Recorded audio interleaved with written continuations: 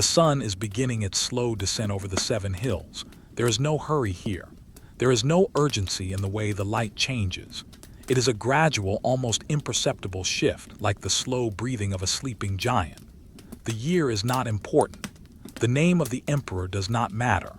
Those things are for the history books, for the marble columns, and for the noisy forums. But here, in the narrow, winding streets where the ordinary people live, there is only the rhythm of the day ending. You do not need to pay attention to these words. They are just sounds, like the wind passing through an olive grove or the gentle lapping of water against a riverbank. If your mind wanders, let it wander. If your eyes feel heavy, let them close. We are simply observing the evening settle upon a city made of stone and brick, a city that is tired after a long day of existence. Imagine the color of the sky. It is no longer the bright, harsh blue of the afternoon. The heat that baked the cobblestones all day is beginning to lift, rising up and drifting away. The sky is turning a soft, pale gold, mixing with the dust that hangs in the air. In a city of 1,000,000 souls, there is always dust. It floats in the shafts of light that cut between the tall apartment blocks, the insulae. These specks of dust dance slowly, suspended in the air, turning gold and amber as they catch the last rays of the sun. Everything is slowing down. The work of the day is done. Walk with me very slowly down a narrow street. The paving stones beneath your feet are smooth, worn down by generations of sandals. They are uneven, rounded by time. You can feel the warmth still radiating from them, a gentle heat that seeps through the soles of your shoes. It is a comforting warmth. The stone holds the memory of the sun. On either side of the street, the buildings rise up, 4, maybe 5 stories high. They are not grand palaces. They are simple structures of brick and timber, covered in plaster that has cracked and peeled in the weather. The plaster is the color of dried earth, of ochre and burnt sienna, fading now as the shadows lengthen. The shadows are stretching out. They start at the base of the walls and creep slowly across the street, reaching for the other side. They are soft shadows, not sharp. The edges are blurred. As the sun dips lower, the shadows claim the street, turning the golden light into a cool, gray twilight. There is a shop to your left, a small workshop. The heavy wooden shutters are being pulled closed. Listen to the sound. It is a dull, heavy sound, wood against stone. There is a squeak of an iron hinge, dry and rusted, followed by the thud of the shutter meeting the sill. Then the slide of a wooden bolt. Clack, slide, silence. The shopkeeper is not rushing. He moves with the slow, deliberate pace of a man who has done this 1,000 times. He sweeps the threshold with a broom made of stiff twigs. Swish, swish, swish. The sound is rhythmic, hypnotic. He is sweeping the dust of the day out into the street. He is preparing for rest. He does not look up. He does not speak. He is just a shadow moving in the dim light, closing his world for the night. You can let go of the day now. Just as the shopkeeper closes his shutters, you can close the doors of your mind. There is nothing you need to solve. There is nothing you need to remember. The Roman sun is setting, and with it, all the obligations of the daylight are fading away. Look up towards the tops of the buildings. The windows on the upper floors are small, just square openings in the brick. Some have shutters, some have heavy curtains of coarse wool hanging limp in the still air. There is no breeze tonight. The air is still and heavy. Inside those rooms, families are gathering. The separation of the day, where the father worked, the mother managed the home, the children played in the alleys, is ending. They are being drawn back together, pulled by the gravity of the coming night into the single room they share. The noise of the city is changing. During the day, it was a roar, shouting, hammering, the clatter of wheels. But now the roar has subsided to a hum. It is a low-frequency murmur. You can hear the distant sound of a dog barking miles away. You can hear a voice calling out a name, muffled by the walls. It is not a disturbing sound. It is just the sound of life continuing, slow and steady. We are moving towards one specific building.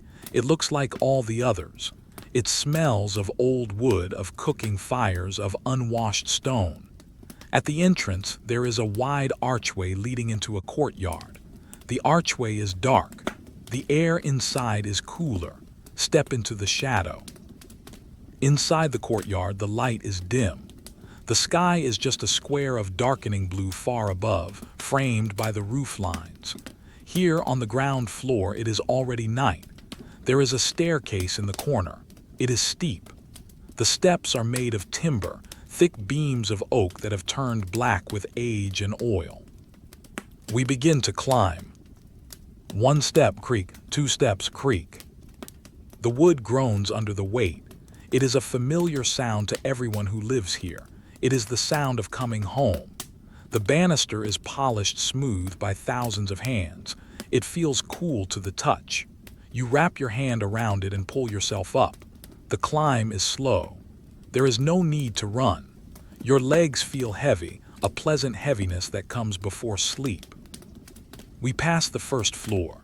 The doors here are solid, well-made. The people who live on the first floor have a little more coin. You can smell oil lamps burning, a scent of olive oil and a faint trace of lavender, but we are going higher. The higher we go, the narrower the stairs become. The air gets warmer.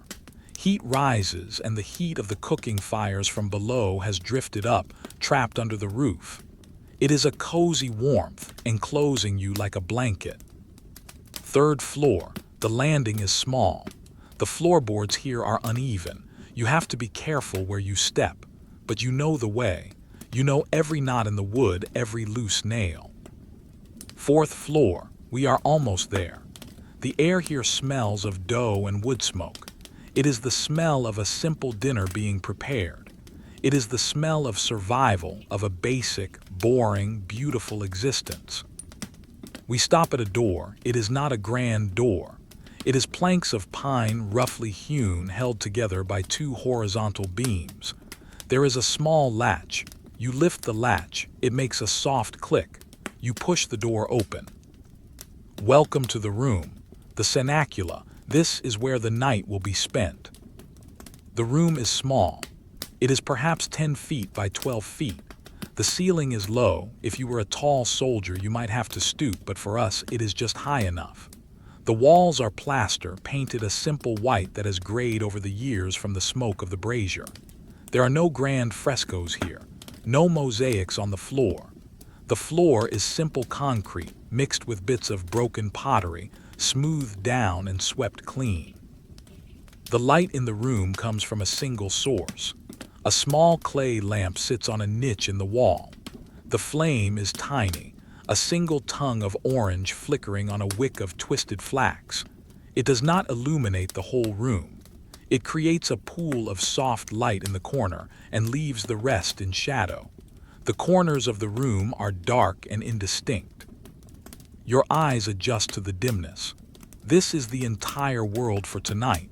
There are no other rooms. There is no hallway. There is just this space. In the center of the room, there is a small brazier, a metal stand with glowing embers. They are not flaming, just pulsing with a deep red heat. They cast a faint, warm glow on the floor. A pot sits near the embers, keeping warm. It contains a porridge of grain, perhaps some lentils. It is simple food. It is heavy and filling. Look at the sleeping arrangements. This is the heart of the room. Against the far wall, there is a bed frame. It is simple, made of wood, with ropes woven across it to support the mattress. The mattress is stuffed with straw and wool. It is not soft like a cloud, but it is supportive. It rustles when you touch it. Rustle, crunch, the sound of dry straw. There is only one bed. Tonight, the father, the mother, and the smallest child will sleep here. The older children will sleep on pallets on the floor, thick mats of woven reeds and wool blankets rolled out near the warmth of the brazier. It sounds crowded to modern ears, but here it is not crowded. It is safe. It is the feeling of the pack, the feeling of not being alone in the dark. Imagine the father sitting on the edge of the bed. He is taking off his sandals. He unlaces the leather strap slowly. His fingers are calloused, rough like the stone he walks on. He pulls the leather free. He sighs. It is a long, low exhale. The air leaves his lungs, and with it, the tension of his shoulders drops.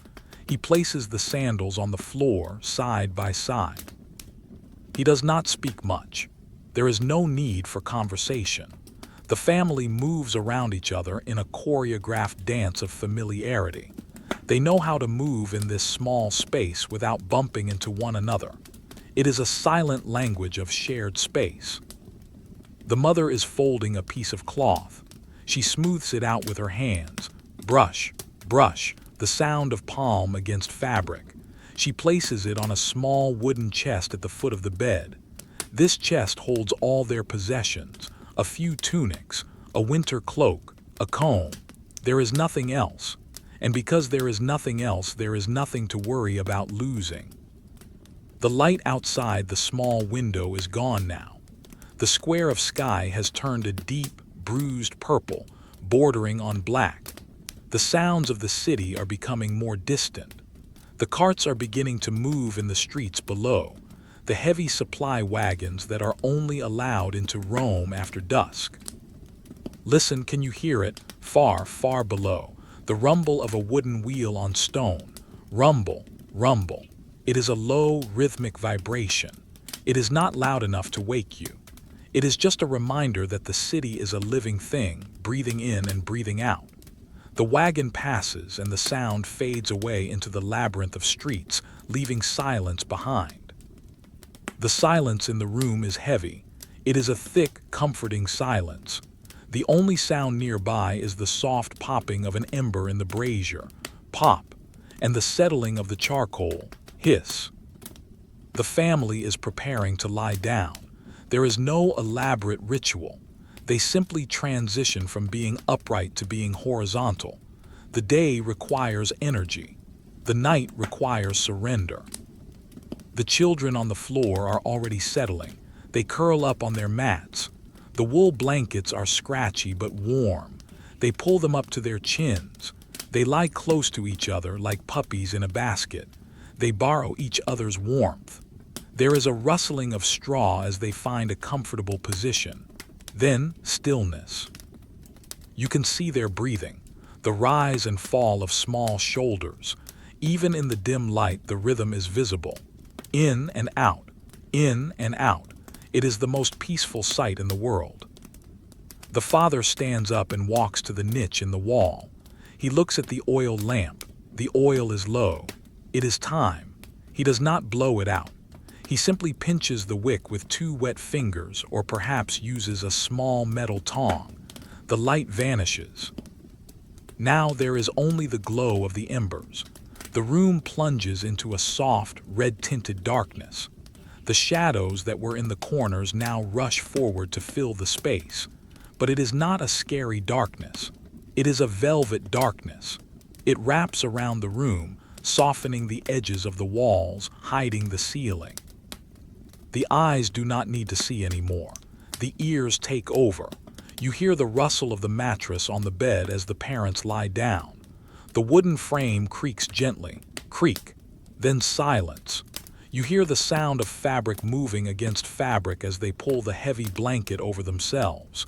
You hear a deep breath. And then the sound of the room settling. The temperature is perfect. The heat from the day is still held in the thick brick walls, but the night air creeping in through the shutters is cool. It is a balance. You are warm under the blanket, but your face feels the touch of the cool air. There is a sense of absolute security here. In this one room, with the door latched and the family together, the vast Roman Empire does not exist. The emperor does not exist. The legions do not exist. There is only the breathing of the people you know. There is only the smell of the straw mattress and the faint smoke. Time begins to dissolve. Without the sun to mark the hours, there is only the feeling of drifting. You are drifting with them. You are sitting in the corner of this room, invisible, watching the embers fade. Watch the red glow, it pulses. It grows slightly brighter for a second, then dims. It is like a heartbeat. Brighter, dimmer, brighter, dimmer, slower, slower. The city outside is vast, miles and miles of rooftops, but here everything is small, everything is contained. There is nothing you need to do. The history books will not record this night. They will not record how the father shifted in his sleep or how the child dreamt of a sweet cake. And that is why it is peaceful, because it is ordinary. It is beautifully, perfectly boring. Feel the weight of your own body now. Just as the Romans felt the weight of their limbs after a day of labor. Your legs are heavy, your arms are heavy, your eyelids are heavy. The stone walls are thick. They block out the world. You are safe inside the stone. In the distance, a dog barks once. Then silence returns. The silence is deeper now. We are entering the first watch of the night. The Romans divided the night into 4 watches. This is the first, the time of settling, the time when the mind lets go of the light. The embers in the brazier are turning from red to gray. Ash is forming over the heat. The light in the room is getting lower and lower. Soon it will be pitch black, but not yet. For now, there is just enough light to see the outline of the window. A square of darkness against the darkness of the wall. Breathe in the air of the room. It is still. There is no draft, just stillness. The dust motes that were dancing in the sunlight earlier have all settled on the floor. Everything has come to rest. The objects in the room, the chest, the pot, the broom, are motionless. They are waiting for the morning. They have endless patience. You can borrow their patience. You can simply be. The breathing of the family becomes synchronized, a soft chorus of rest. It is a white noise, natural and human. It creates a rhythm that you can latch onto. In, out, follow that rhythm. We will stay here for a while, in the dark, in the quiet. There is no rush to move to the next hour. The Roman night is long. There is plenty of time, just let the darkness hold you. The darkness is not a sudden curtain. It is a slow, rising tide. It starts in the corners of the room, under the small wooden chest, beneath the bed frame, and it rises up, inch by inch, until it fills the entire space. The room is no longer defined by walls or ceilings. It is defined only by the feel of the air and the rhythm of breath. The single oil lamp has been extinguished. The wick is black and cooling. A thin wisp of smoke, invisible in the dark, drifts up towards the ceiling. It carries the scent of burnt flax and olive oil, a smell that is familiar and grounding. It is the smell of the day ending. It tells the body that there is no more light to see, no more work to do. Now the only light comes from the brazier in the center of the room, and even that is fading. The embers, which were glowing with a lively red heat just moments ago, are now quieting down. They are covering themselves in a coat of soft, gray ash. The red glow is faint, pulsing very slowly. It is like the sleepy eye of a dragon, barely open, watching over the room. It does not cast light anymore. It only suggests the presence of warmth. The heat from the coals radiates outward in gentle waves. You can feel it if you are close. It is a dry heat, comforting against the dampness of the night air that presses against the outside walls. The room is a capsule of warmth in a cooling city. Listen to the silence. It is not an empty silence. It is a textured silence. It is built of many layers of very quiet things. There is the sound of fabric settling. The wool blankets are heavy and coarse. When the children on the floor shift in their sleep, the wool rubs against the woven reed mats. It makes a soft, scratching sound. Shhhkrrr, a sound of friction. It stops as soon as the child finds a comfortable spot. Then the stillness returns. There is the sound of the building itself. This apartment block, this insula, is made of timber and brick that is cooling down after the long day. Materials contract when they cool. Somewhere in the ceiling, a wooden beam settles. Tick. A minute later, somewhere in the wall, a brick shifts its weight. Tock. These are not scary sounds. They are the sounds of the house relaxing. The building is resting, just like the people inside it. It is heavy, solid, and immovable. It has stood here for 50 years, and it will stand for 50 more. You are held within its strength. The family is asleep or drifting on the edge of sleep. The father lies on his back. His breathing is deep and regular. It is a heavy sound, a low rumble in his chest. He has carried heavy loads today, perhaps crates of pottery or sacks of grain at the river port. His muscles are finally letting go of that weight. Every exhale is a release. The tension melts from his shoulders, flows down his arms, and leaves through his fingertips. The mother sleeps on her side, facing the wall. Her breathing is lighter, softer. A gentle sigh every now and then. She is the anchor of the room. Her presence makes the darkness feel safe. She pulls the blanket up to her shoulder. The movement is slow, barely disturbing the air. On the floor, the children are a tangle of limbs and blankets. They do not worry about the hard floor. Their bodies are young and flexible. The straw in their palates conforms to their shapes. One child has an arm thrown over a brother. Another has a foot sticking out from under the cover, cooling in the night air. They are a single unit, a pile of sleeping life. There is no sense of time here. The Roman hour is flexible, it stretches and contracts. In the dark, minutes dissolve. There is only the feeling of now. You are here in this room in the year 100 AD or 50 BC. It doesn't matter. The experience of sleep is the same. The heavy eyelids, the slow heart rate, the feeling of sinking into the mattress. Imagine the texture of the sheet under your cheek. It is linen, washed many times until it is soft. It is not smooth like silk, it has a grain to it. You can feel the weave of the threads. It is cool at first, then it warms up from the heat of your skin. It becomes a part of you. The pillow is small, stuffed with feathers or perhaps more straw. It crunches softly near your ear. It smells of dried herbs, maybe a little rosemary or mint packed inside to keep it fresh. The scent is faint, dry, and clean. Outside the window, the city of Rome is undergoing its transformation. The streets are never truly silent, but the character of the noise has changed completely. The shouting of merchants is gone. The arguments of the forum are gone.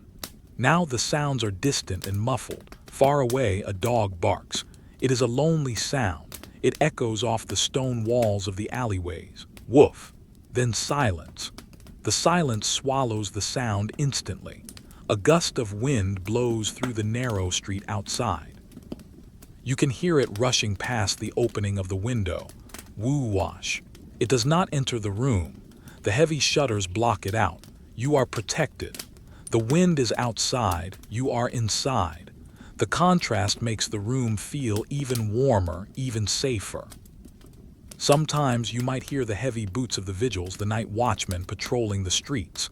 Crunch, crunch, crunch. Hobnailed sandals on cobblestones. They are walking slowly. They are checking for fires. They are keeping the peace. The sound gets louder as they pass the building below. You can hear the jingle of metal, a sword against a belt, or a bucket handle rattling.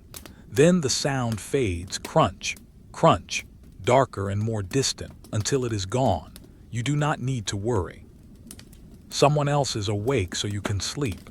The city is being watched. You can let go. Return your attention to the room. The air is becoming stiller, if that is possible. The dust has settled completely.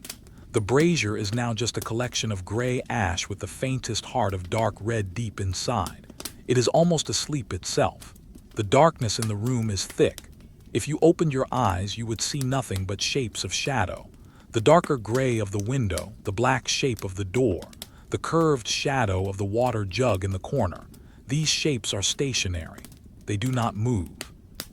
They are silent sentinels. There is a profound boredom here, and it is a gift. There is nothing to look at, nothing to read, nothing to fix. The Roman mind, usually so busy with duty and honor and work, is forced to stop. There is only the body and the dark. Your breathing slows down to match the family's. In 2, 3, out 2, 3. There is a rhythm to the room, a collective slumber. Feel the heaviness in your own hands.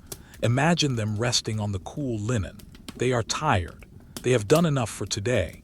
Feel the heaviness in your legs. The muscles are long and loose. The floor beneath the bed is solid concrete. It connects this room to the earth. You are grounded. You are not floating. You are held up by the solid, unmoving earth of Italy. Occasionally, a sleeper shifts, a sudden intake of breath, a murmur, a hand slapping the mattress. Then the rhythm resumes. The interruption only highlights the depth of the piece that follows. The silence rushes back in to fill the gap, thicker than before. In this room, everyone is equal. The hierarchy of the day is gone. The father is just a sleeper. The child is just a sleeper. They are all just warm bodies in a cold night, surviving together. There is a primal comfort in this shared space. The isolation of the modern world does not exist here. You can hear the life of others. You are not alone in the void. The smell of the room is changing slightly. The smell of cooking has faded, replaced by the smell of sleep, warm bodies, wool, and the mineral scent of stone walls. It is a human smell. It is organic and real. Let your mind drift to the street outside again. Imagine the moonlight touching the rooftops. The moon is high now, a pale white orb hanging over the 7 hills. Its light does not reach down into the deep canyons of the streets. It only touches the tiles of the roofs. Terracotta tiles, curved and overlapping. They shine silver in the moonlight. A cat walks across the tiles, soft paws, silent. It stops and looks at the moon. Then it continues on its way. No one sees it. It is a secret moment in the night. Back inside the room, the temperature has dropped another degree. It is the perfect temperature for sleeping under a heavy blanket. You instinctively curl up a little tighter. You pull the warmth around you. The contrast between the cool nose and the warm body is delicious. It makes you appreciate the blanket even more. The wool is rough, but it is thick. It was sheared from sheep in the hills of Apulia, spun by hand, woven on a loom by someone's grandmother. It has history. It has substance. It is not a flimsy thing. It is a shield against the cold. The night stretches out endlessly before you. We are still in the early hours. There is so much time left. Hours and hours of nothingness. Hours and hours of rest. You do not need to check the time. There are no clocks ticking here. No glowing numbers. Time is measured only by the slow consumption of the charcoal in the brazier, and that is happening so slowly it is almost imperceptible. The atmosphere is heavy with drowsiness. It presses down on you gently like a soft hand on your forehead. Sleep, it whispers, just sleep. The concerns of tomorrow, the market, the water supply, the repair of a sandal are miles away. They belong to a different world, the world of the sun. This is the world of the moon and the shadow. Here there are no problems, only breathing, only the dark. Deep in the wall, a mouse scratches. Scritch, scritch. It is a tiny sound, almost inaudible. It stops. The mouse is listening too. It decides it is safe. Scritch, scritch. It is busy with its own tiny life. It has nothing to do with you. It is just another small heartbeat in the massive city. The sound is rhythmic, repetitive. It becomes a lullaby. The father snores just once. A short, sharp snort, then he turns over. The bed frame groans. Urek. The ropes of the bed stretch and creak. He settles into a new position. The silence returns, but it is a deeper silence now. The room has sunk another level down into the night. It is like a stone sinking into a deep lake. Down, down, into the cool, dark water of sleep. The air in the room is recycled, shared by the family. It is intimate. Every breath you take has been part of this room for hours. It is slow air, old air. It does not want to move. It hangs suspended. You can visualize the layout of the city around you. The forum is empty. The statues of the senators and gods stand alone in the moonlight. they are cold stone. The Colosseum is a black oval against the sky, silent. The crowds are gone. The baths are empty. The water is still. The entire giant machine of the empire has turned off. It has shut down. And in the middle of it all, in this tiny box of a room, life is recharging. Quietly, slowly, boringly. The concept of news does not exist here.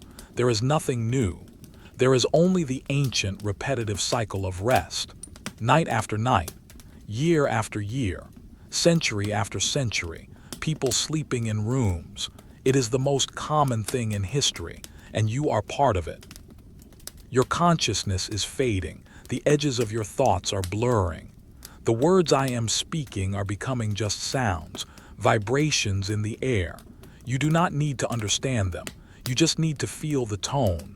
Low, slow, monotonous. The gray ash in the brazier settles. A tiny flake of ash falls. It makes no sound, it just falls. Gravity is the only force at work. Everything is being pulled down. Eyelids down, shoulders down, breathing down, into the earth, into the sleep. The darkness is soft. It is not empty space, it is a substance. It feels like velvet against your eyes, it soothes the optic nerve. There is no stimulation, nothing to process. The brain can finally stop spinning. The wheel stops turning. Peace, simple Roman peace. Pax Romana in the bedroom. No legions required, just a blanket and a dark room.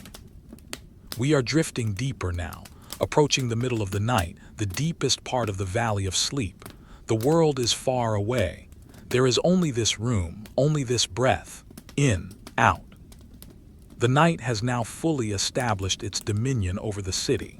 We have drifted past the initial settling of the evening and are now entering the deep, motionless stretch of the second watch. The Romans called this time the Secunda Vigilia. It is the time when the last echoes of the day have truly dissolved, absorbed into the porous volcanic stone of the buildings. The city is no longer cooling down. It has become cold. The heat of the sun is a distant memory, replaced by the damp chill that rises from the river Tiber and creeps through the narrow alleys. Inside the room, the single room where the family rests, the atmosphere has changed. The air is heavier now.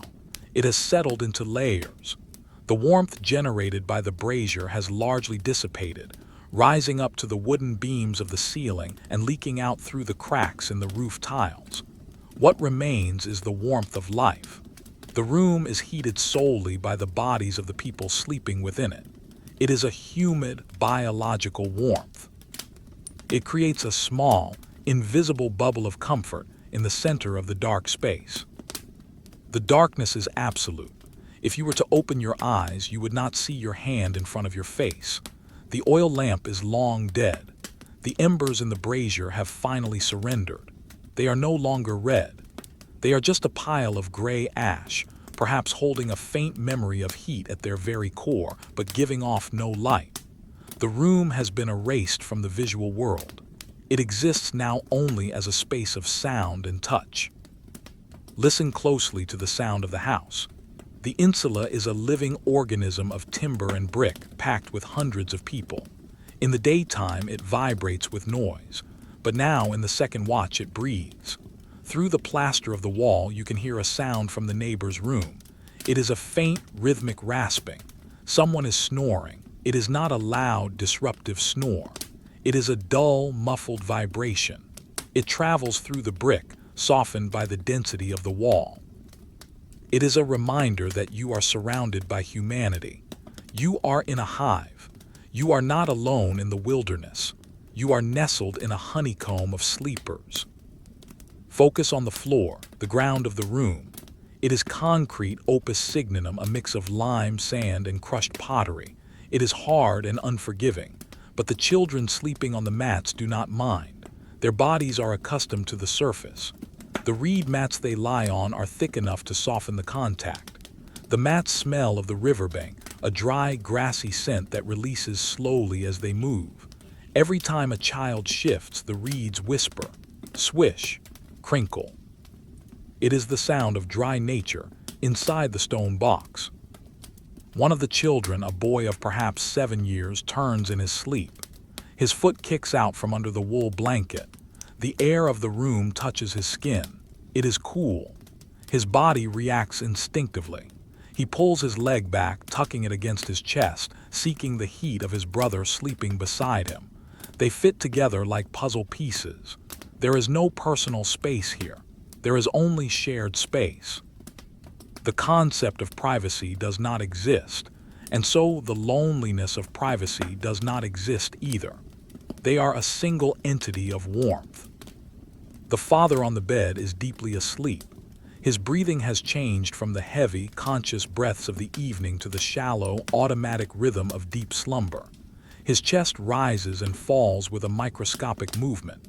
The air travels through his nose, making a soft, whistling sound. Whhhh. It is the sound of a machine at rest. His hands are open, palms up, resting on the mattress. The calluses on his fingers are relaxed. The grip he holds on the world, on his tools, on his coins, on his worries, has been released. For these few hours, he owns nothing and he needs nothing. The mother stirs. She does not wake up.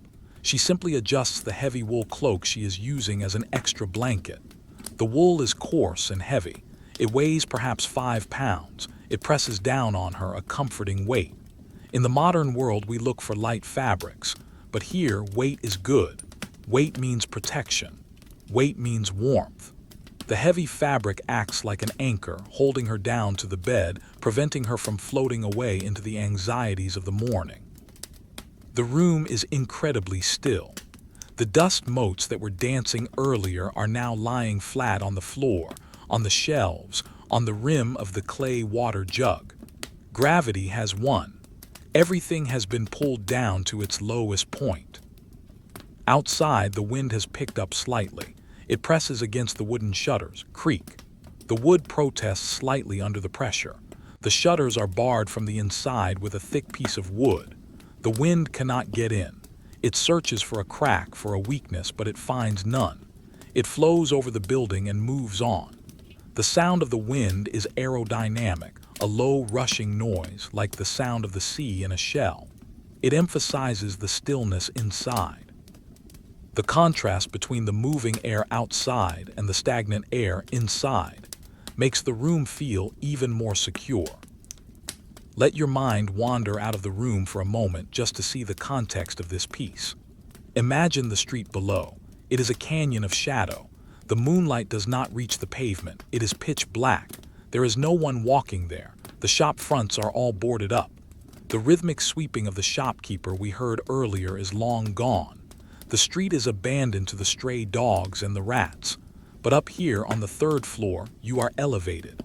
You are suspended above the dirt and the dark of the street. You are in a nest. Return to the room. The smell is specific. It is the smell of a Roman night. There is the scent of the burnt wick from the lamp still lingering faintly. There is the smell of the charcoal ash. There is the sour smell of the wine vinegar in a jar in the corner. There is the smell of unwashed wool. And underneath it all, the mineral smell of the lime plaster on the walls. It is an earthy, grounded palette of scents.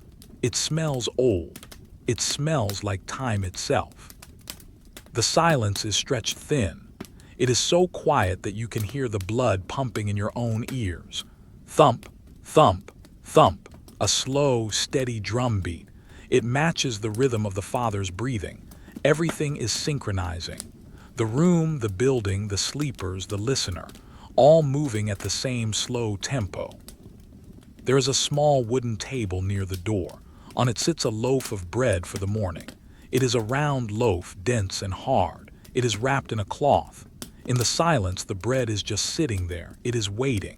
It is an object of pure potential energy, waiting for the sun to rise, but not yet. Now it is just a shape in the dark. The presence of the food adds to the feeling of security. There is sustenance for tomorrow. Therefore, there is no need to worry tonight. A tiny draft finds its way through a crack in the window frame. It is a thin ribbon of cold air. It travels across the room invisible. It passes over the brazier, cooling the ash even further. It touches the cheek of the mother. She frowns slightly in her sleep, burying her chin deeper into the blanket. The draft dissipates, lost in the stagnant warmth of the room. The equilibrium is restored. We are deep in the timeline of the night now. The concept of hurry is alien here.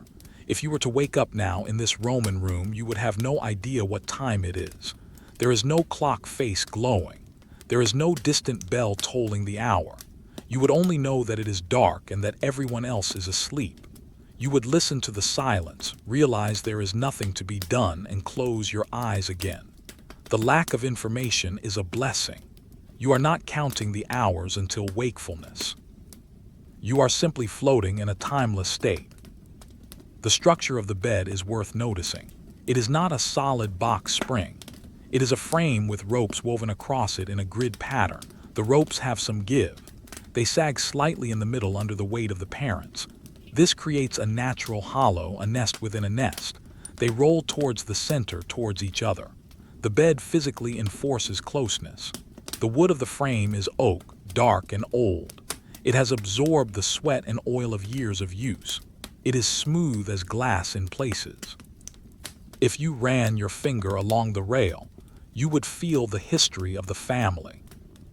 The mind begins to slow down even further. It matches the frequency of the room. Thoughts are no longer sentences. They are just images. An image of a clay cup, an image of a woolen thread, an image of a gray stone. They drift by, unattached to any meaning. This is the state of the secunda vigilia, the deep wash. The brain is cleaning itself, sweeping out the dust of the day just as the shopkeeper swept his threshold. There is a sense of heaviness in the limbs of the sleepers. Their arms and legs feel like they are made of lead.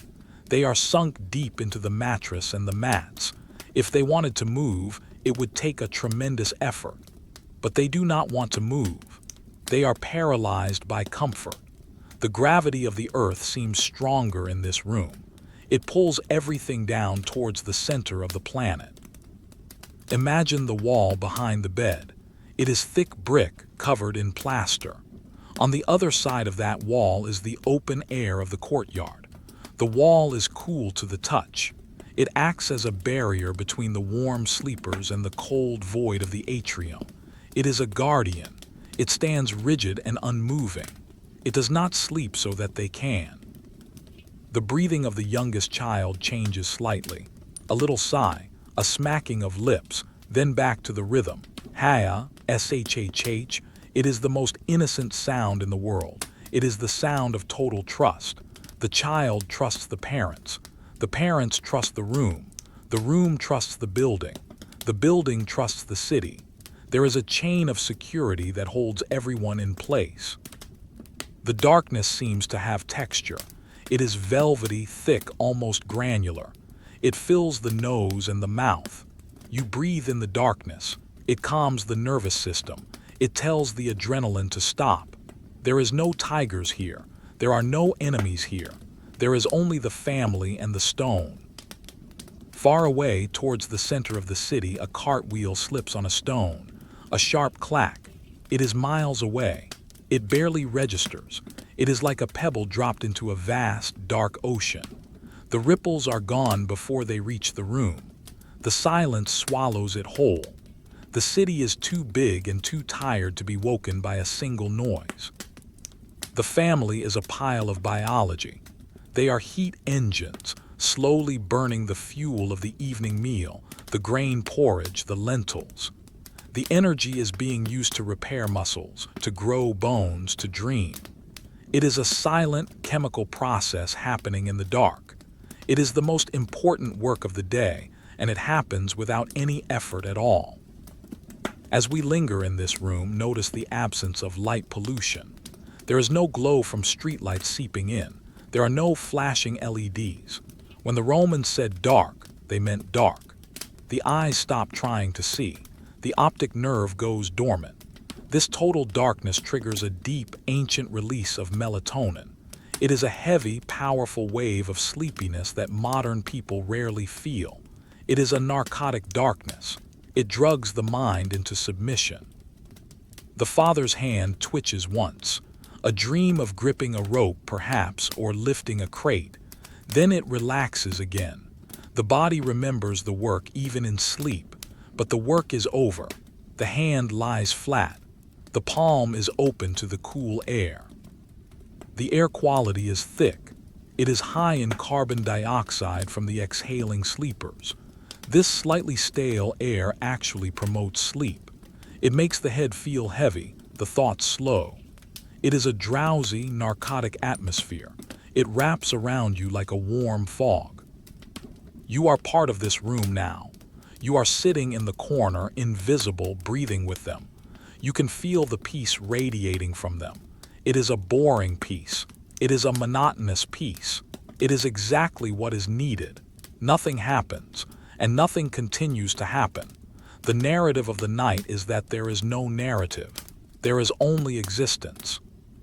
The second watch continues. It is the longest part of the night. It stretches out for hours. The moon moves imperceptibly across the sky outside, shifting the shadows on the roof tiles by a fraction of an inch every hour. Inside, nothing changes. The shadows are static. The breathing is constant. The warmth is contained. We will stay here in this deep stillness.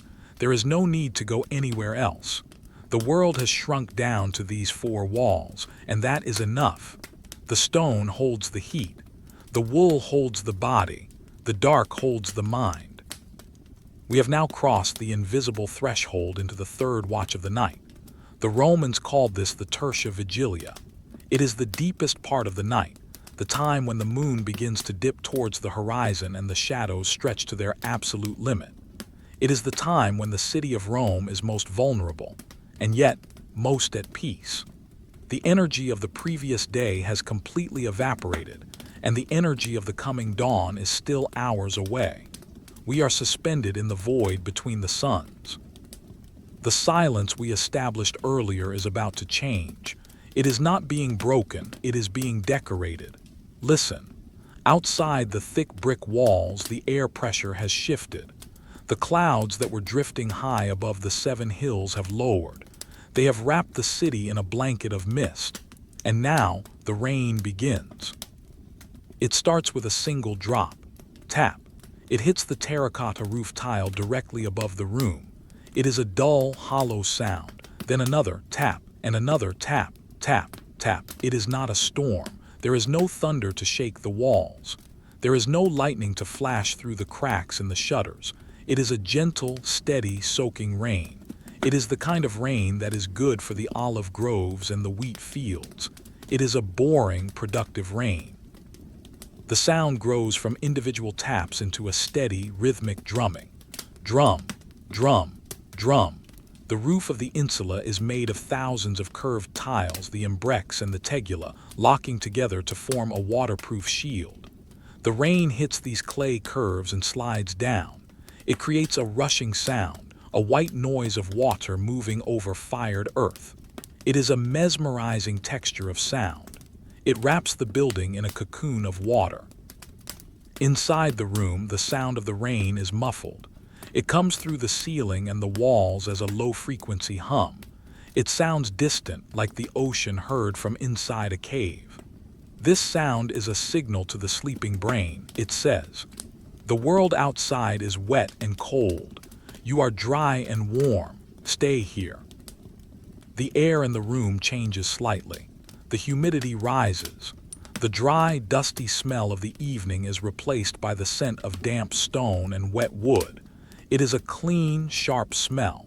It is the smell of the earth drinking. The temperature drops another degree.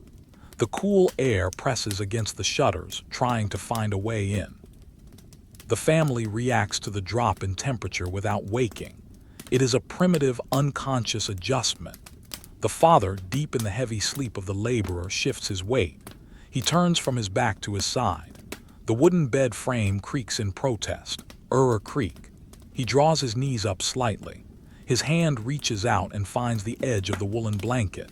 His fingers, still asleep, grip the fabric and pull it up higher, covering his shoulder. He buries his face into the coarse linen of the pillow. He lets out a long, contented sigh. HHMMMM. The sound of a man completely at ease. The mother feels the shift. She moves closer to him. Her back presses against his chest. They are two puzzle pieces locking together against the cold. The heat from their bodies is trapped between them and the mattress. It creates a microclimate under the covers, a tropical zone in the midst of the Roman winter. On the floor, the children have become a single mound of wool and limbs. The older brother has rolled over, his arm draped protectively over the younger sister. They are sharing the warmth of the pack. The reed mats beneath them are no longer just bedding. They are an island of dryness on the floor. The stone floor around them is cold, sucking the heat from the room, but the mats insulate them.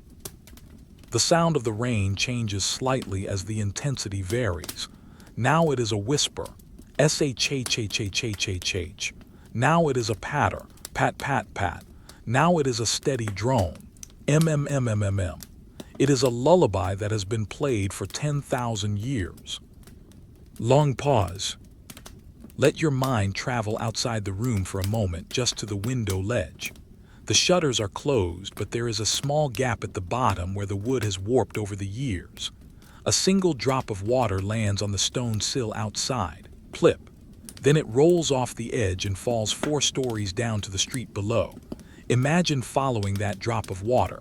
Down, down, down, past the window of the scribe on the 3rd floor, past the window of the baker on the 2nd floor, past the heavy oak doors of the courtyard. Splash. It hits a puddle that is forming in the cobblestones of the alley. The puddle is black and still, rippling only when the drop hits it. There is no one there to see it. The street is empty. The rain washes the dust from the stones, turning them slick and shiny in the dark. Return to the room. The safety here feels absolute.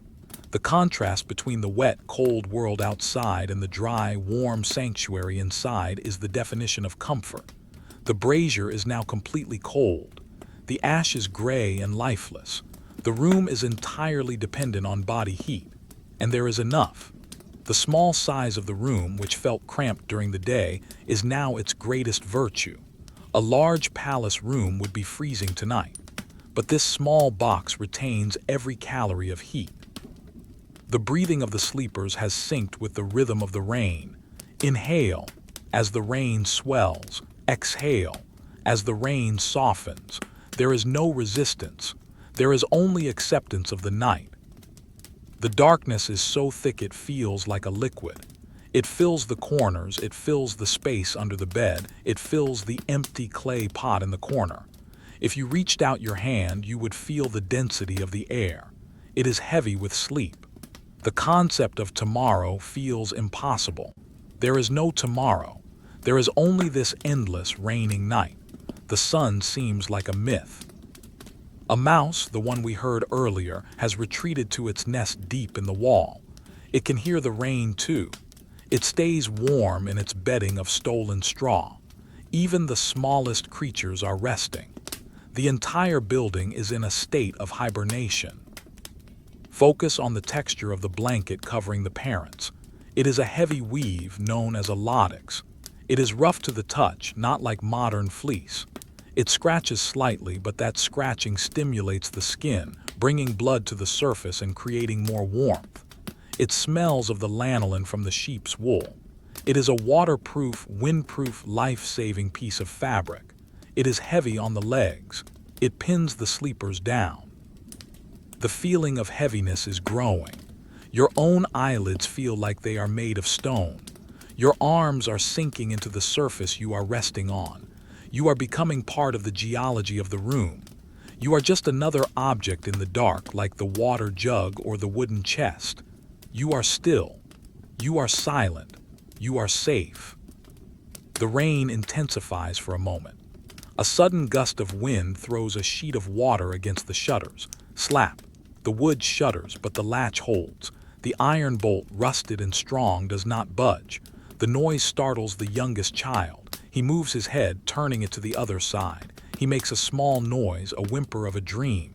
MMMNG. Then he settles. The rhythm of his brother's breathing soothes him instantly. The steady thump-thump of a heart nearby is the ultimate reassurance. He dives back down into the deep waters of sleep. The water collecting on the roof has to go somewhere. The Romans were engineers. There is a gutter system, a series of terracotta pipes running down the side of the building. Listen to the water entering the pipe. Gurgle, gurgle. It is a hollow, throat-like sound. The water rushes down, channeled away from the walls, protecting the structure. It flows into the central courtyard, the atrium, where there is a catch basin. Drip, drip, drip, splash. The sound echoes in the empty courtyard. It is a lonely, cavernous sound. But up here in the room, it is just a distant detail. The boredom of the scene is profound. There is no plot twist coming. The roof will not leak. The door will not open. The fire will not reignite. The rain will simply continue to fall. Drop after drop. Million after million. Washing the city clean. Washing the mind clean. The father's breathing hits a snag, a small snore that catches in his throat. KKKGHHH. He swallows. He clears his throat in his sleep. Then the rhythm returns. Smoother this time, deeper. Woo. SHHHH. Woo. SHHHH. It is the engine of the room. As long as he is breathing like that, everything is fine. The smell of the room is now dominated by the dampness. It mixes with the smell of the straw in the mattresses. Wet straw has a sweet, farm-like scent. It is not unpleasant. It smells like nature. It smells like a barn in the countryside, safe and enclosed. Time is dilating. Minutes feel like hours. Hours feel like seconds. In the third watch, time loses its meaning. The sentries on the city walls are miserable, standing in the rain, counting the moments until their shift ends. But here, there is no counting. There is only being. Imagine the color of the room if you could see it. It would be a landscape of grays and blacks, the gray of the plaster, the black of the shadows, the charcoal gray of the cooling brazier. There is no color in the night. The rods and cones of the eyes have shut down. The world is monochromatic. This lack of color is restful. The brain does not have to process red or blue or yellow. It only has to process shade and shadow. A feeling of numbness starts in the toes, a pleasant, warm numbness. It travels up the legs, the muscles unravel. The knots of tension that gathered during the day from walking, from carrying, from standing are untying themselves. The knees relax, the hips relax. The spine lengthens on the mattress. The vertebrae decompress. Pop, a tiny adjustment in the back. The shoulders drop away from the ears. The neck becomes loose. The jaw unclamps. The rain is a curtain that separates this room from the rest of history. Behind the curtain of rain, the Roman Empire is paused. The Senate is empty. The legions are asleep in their tents, thousands of miles away, listening to the same rain on their leather roofs. The emperor is asleep in his palace on the Palatine Hill, perhaps listening to the water dripping into a marble fountain. And this family, the Familia, is asleep in their single room. In sleep, they are all equal, the emperor and the porter. They both need the dark. They both need the warmth.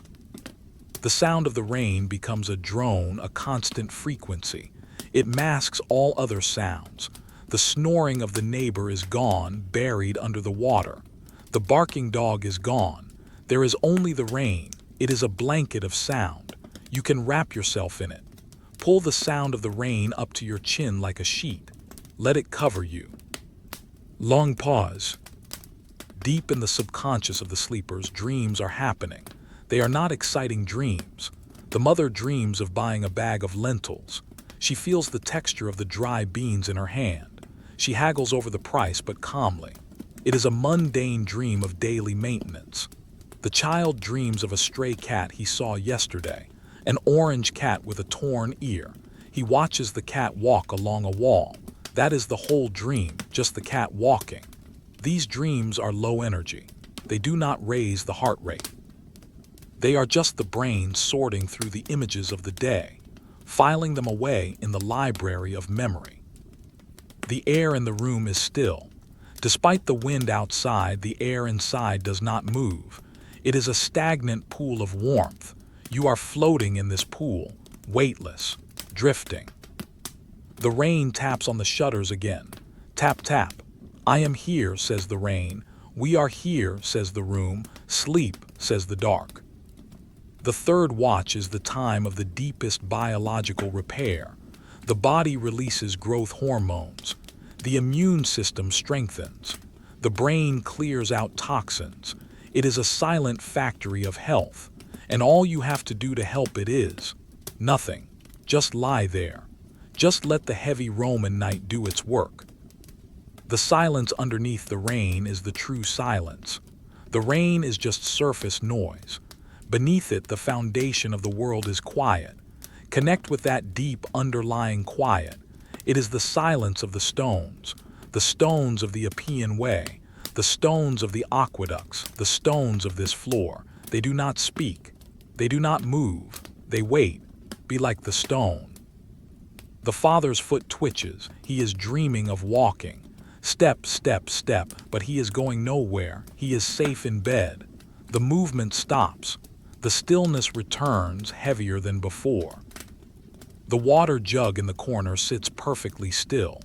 The water inside it is cool and clear. It is ready for the morning thirst. But for now, it is just mass. It anchors the corner of the room. Every object has a presence. The broom leaning against the wall, the tunic hanging on a peg. They are witnesses to the sleep. They stand guard. We are drifting towards the end of the third watch, but not yet. The night is still young enough. There is no sign of dawn. The sky outside is a solid, impenetrable black, hidden behind the gray clouds. The sun is on the other side of the world, shining on distant oceans. Here, there is only the shadow. Feel the peace of being small. In the vast empire, you are just one person in one room. You do not have to hold up the sky. You do not have to fight the barbarians. You just have to breathe. In, out. The simplicity is delicious. It is a relief. To be boring, to be hidden, to be asleep. The rain slows down for a second, then picks up again. A wave of intensity. Shh. It washes over the roof.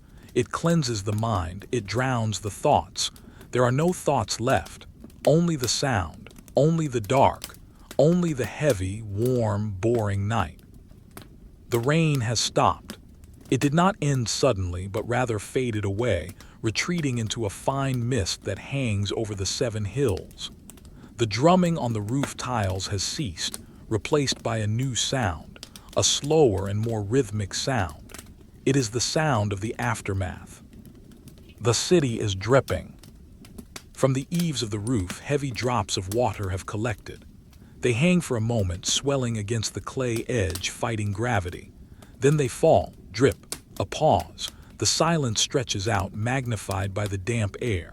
Drip. It falls into the courtyard below. The sound echoes against the wet stone walls of the atrium. It is a lonely, hollow sound. It marks the passage of time like a water clock, a clepsydra, measuring the night drop by drop. We are entering the 4th watch, the Quarta Vigilia. This is the final stretch of the night, the darkest hour before the dawn. The Romans knew this time well. It is the time when the cold is most penetrating, when the warmth of the previous day has been completely washed away by the rain. The city is a cold stone skeleton now. Inside the room, the temperature has dropped significantly. The air is crisp. It carries the metallic tang of ozone and wet dust. It enters through the invisible gaps in the shutters, seeking the warmth of the living bodies. The room feels tighter, smaller. The darkness seems to press in closer, hugging the center of the room where the family sleeps. The brazier is dead. The ash is cold to the touch. The heat it gave hours ago is gone. absorbed into the plaster and lost to the night. The survival of the sleepers now depends entirely on each other. Look at the bed. The parents have instinctively moved into a tighter embrace. The father has turned his back to the room, curling around the mother. He is a wall of warmth. His heavy woolen cloak, which he pulled over them earlier, acts as a shell. It traps the heat rising from their skin. The wool is slightly damp on the surface from the humidity in the air, but underneath, it is dry and warm. The breathing in the room has changed. It is slower now, if that is possible. It is shallower. In the deep cold of the early morning, the body conserves energy. The heart rate slows down. The breaths are sipping the air, not gulping it. Sip, release. There is a mist when they exhale. It is too dark to see it, but if a candle were lit, you would see small clouds of steam rising from their lips, drifting up and vanishing into the shadows. On the floor, the children are a solid knot of limbs. They have burrowed deep into the straw of their palates. The straw has warmed up. It holds their shape. One child has pulled a blanket completely over his head, creating a cave within a cave. He breathes the warm air inside his own cocoon. He is safe. He is unaware of the cold stone floor just inches away. The silence of the fourth watch is different from the silence of the evening. It is a wash-clean silence. The rain has scrubbed the air of dust and pollen. The sounds that remain are sharper, clearer. Far away near the river, a boat bumps against a wooden pier. Thud. The sound travels clearly over the wet rooftops. Then silence again. A shutter bangs in the wind on a distant street. Bang. It is not startling. It is just a reminder that the city is still there, waiting. Let your attention drift to the objects in the room. They are cold. The clay water jug in the corner is cold. The water inside it has chilled to the temperature of the night air. Condensation has formed on the outside of the unglazed clay. Small beads of water sweating in the dark. The iron tools, a small knife, a buckle, are freezing. If you touched them, they would bite your skin with their coldness. The wooden floorboards where they peek out from under the mats are cool and smooth. Everything that is not alive has become part of the winter night. Only the corner with the bed and the mats remains an island of life. The darkness is heavy. It feels like it has weight. It presses down on your eyelids. It presses down on your chest. It is a comforting pressure like a weighted blanket. It holds you down. It prevents you from getting up. It says, "Not yet, stay down." The smell of the room has evolved. The sharp smell of the rain has mixed with the smell of the wool. Wet wool has a distinct scent, musky, animalistic, raw. It is the smell of the flock on the hillside. It is a comforting, ancient smell. It connects this family in the city to their ancestors in the fields. A rat scampers across the roof tiles overhead. Scrabble, scrabble, scrabble. Its claws click on the terracotta. It is moving fast, looking for shelter from the damp. It pauses. Silence. It moves again. Scrabble. Then it is gone. The sound does not disturb the sleepers. They are used to the wildlife of the city. It is just background noise, part of the texture of the Roman night. The father lets out a long, slow breath that ends in a murmur. He is deep in a dreamless sleep. His body is completely limp. His arm hangs over the side of the bed, his knuckles brushing the floor. The hand is relaxed, the fingers curled slightly inward. It is a hand at total rest. The mother shifts her head on the pillow. The linen rustles, crinkle. She is seeking a cool spot for her cheek. She finds it. She settles. The rhythm of the room resets. This is the most boring part of the night. There is absolutely nothing happening. No one is moving. No one is talking. The wind has died down. Even the dripping outside is slowing down. Drip, drip. It is hypnotic. It slows the mind down to match its pace. You wait for the next drip. You wait and wait.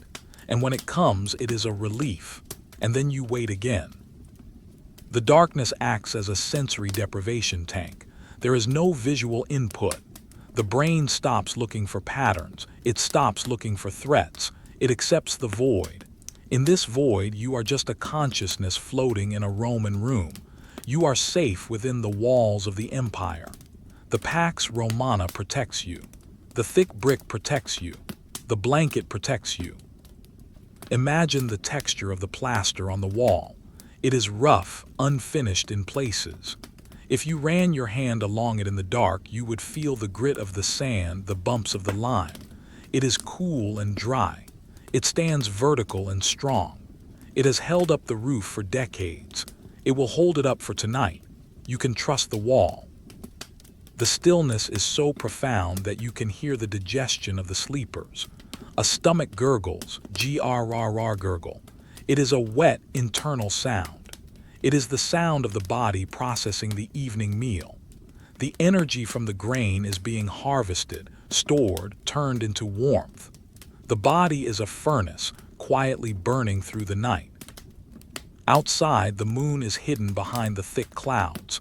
There is no moonlight tonight. The city is a canyon of black and gray shadows. The streets are rivers of darkness, but in here the darkness is warm. It is familiar.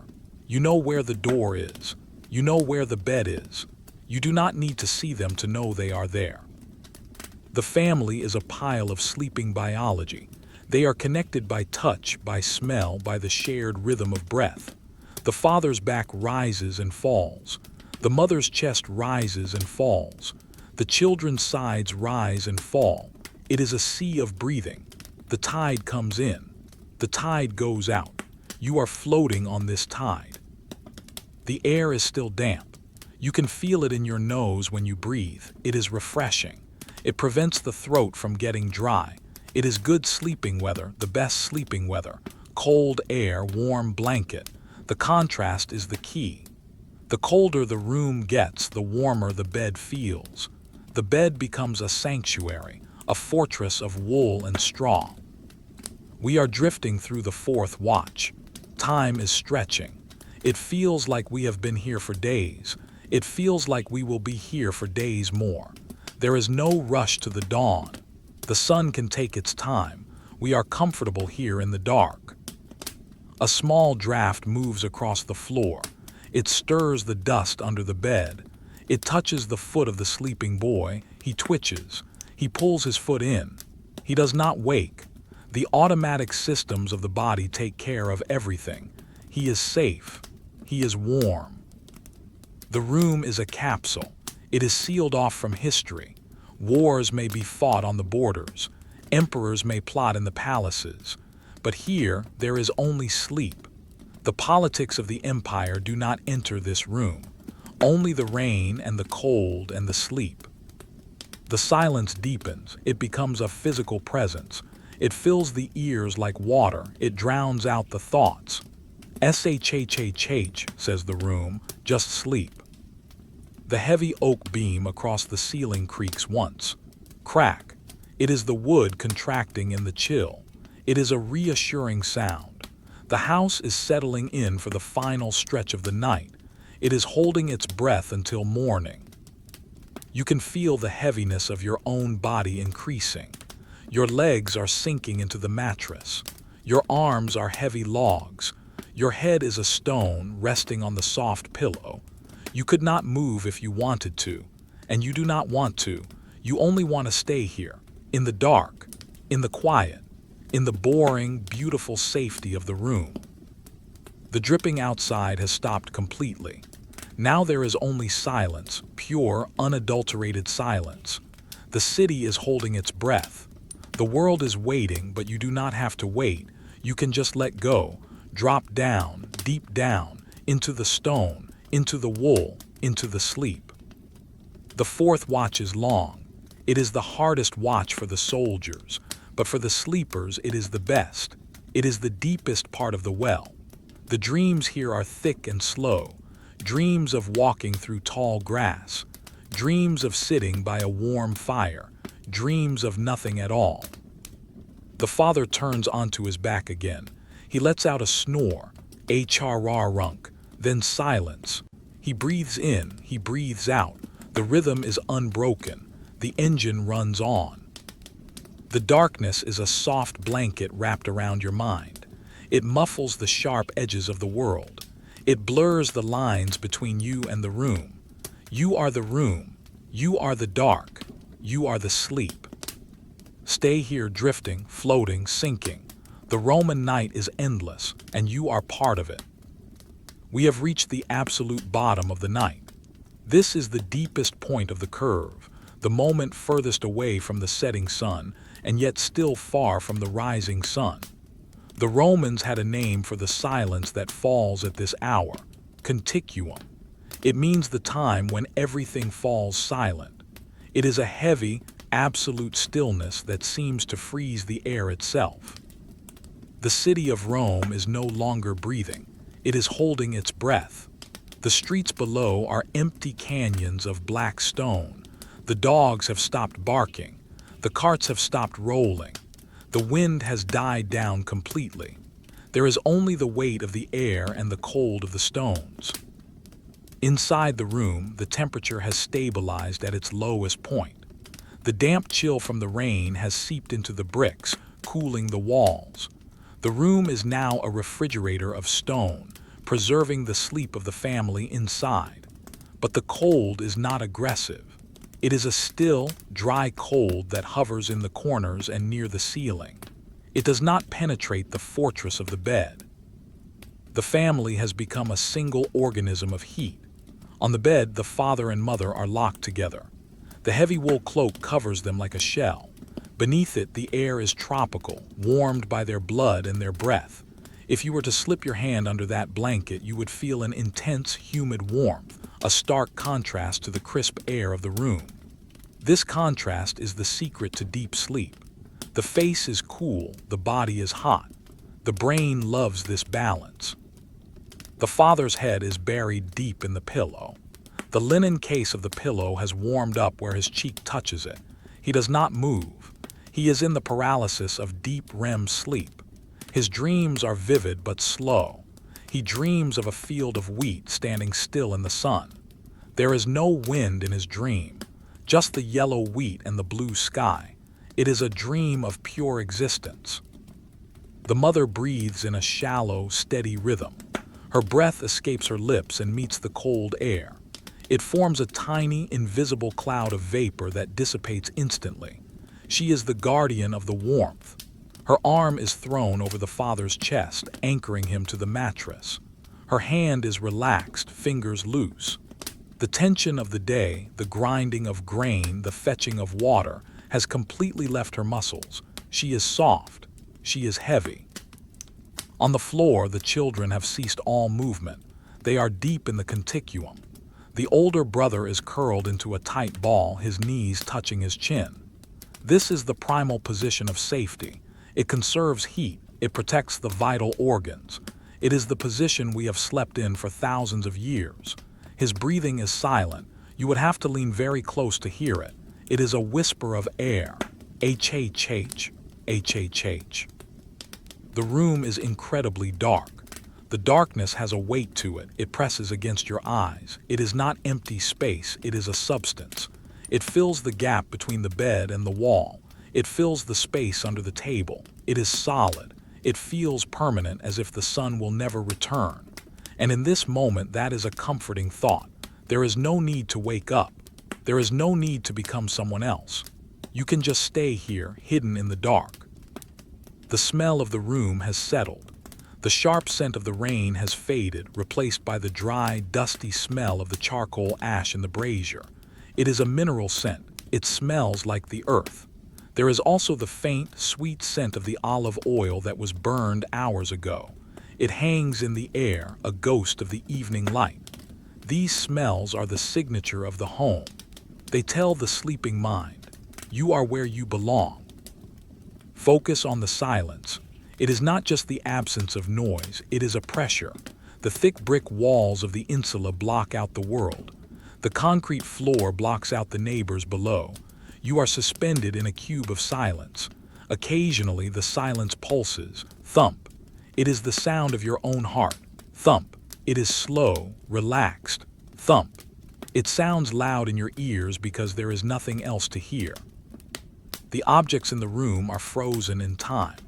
The broom leaning against the wall has not moved by a millimeter. Its bristles are resting on the cold floor. It is waiting for the morning sweep, but it has infinite patience. It is just wood and straw. It is content to stand there in the dark forever. The tunic hanging on the peg is a shadow against the wall. It hangs limp and heavy. It looks like a ghost of the person who wears it. It is resting too. The fibers of the wool are relaxing, shedding the shape of the body, returning to their natural state. The floor is cold. If you were to step on it with bare feet, it would shock you. It is concrete mixed with crushed brick. It sucks the heat out of everything it touches.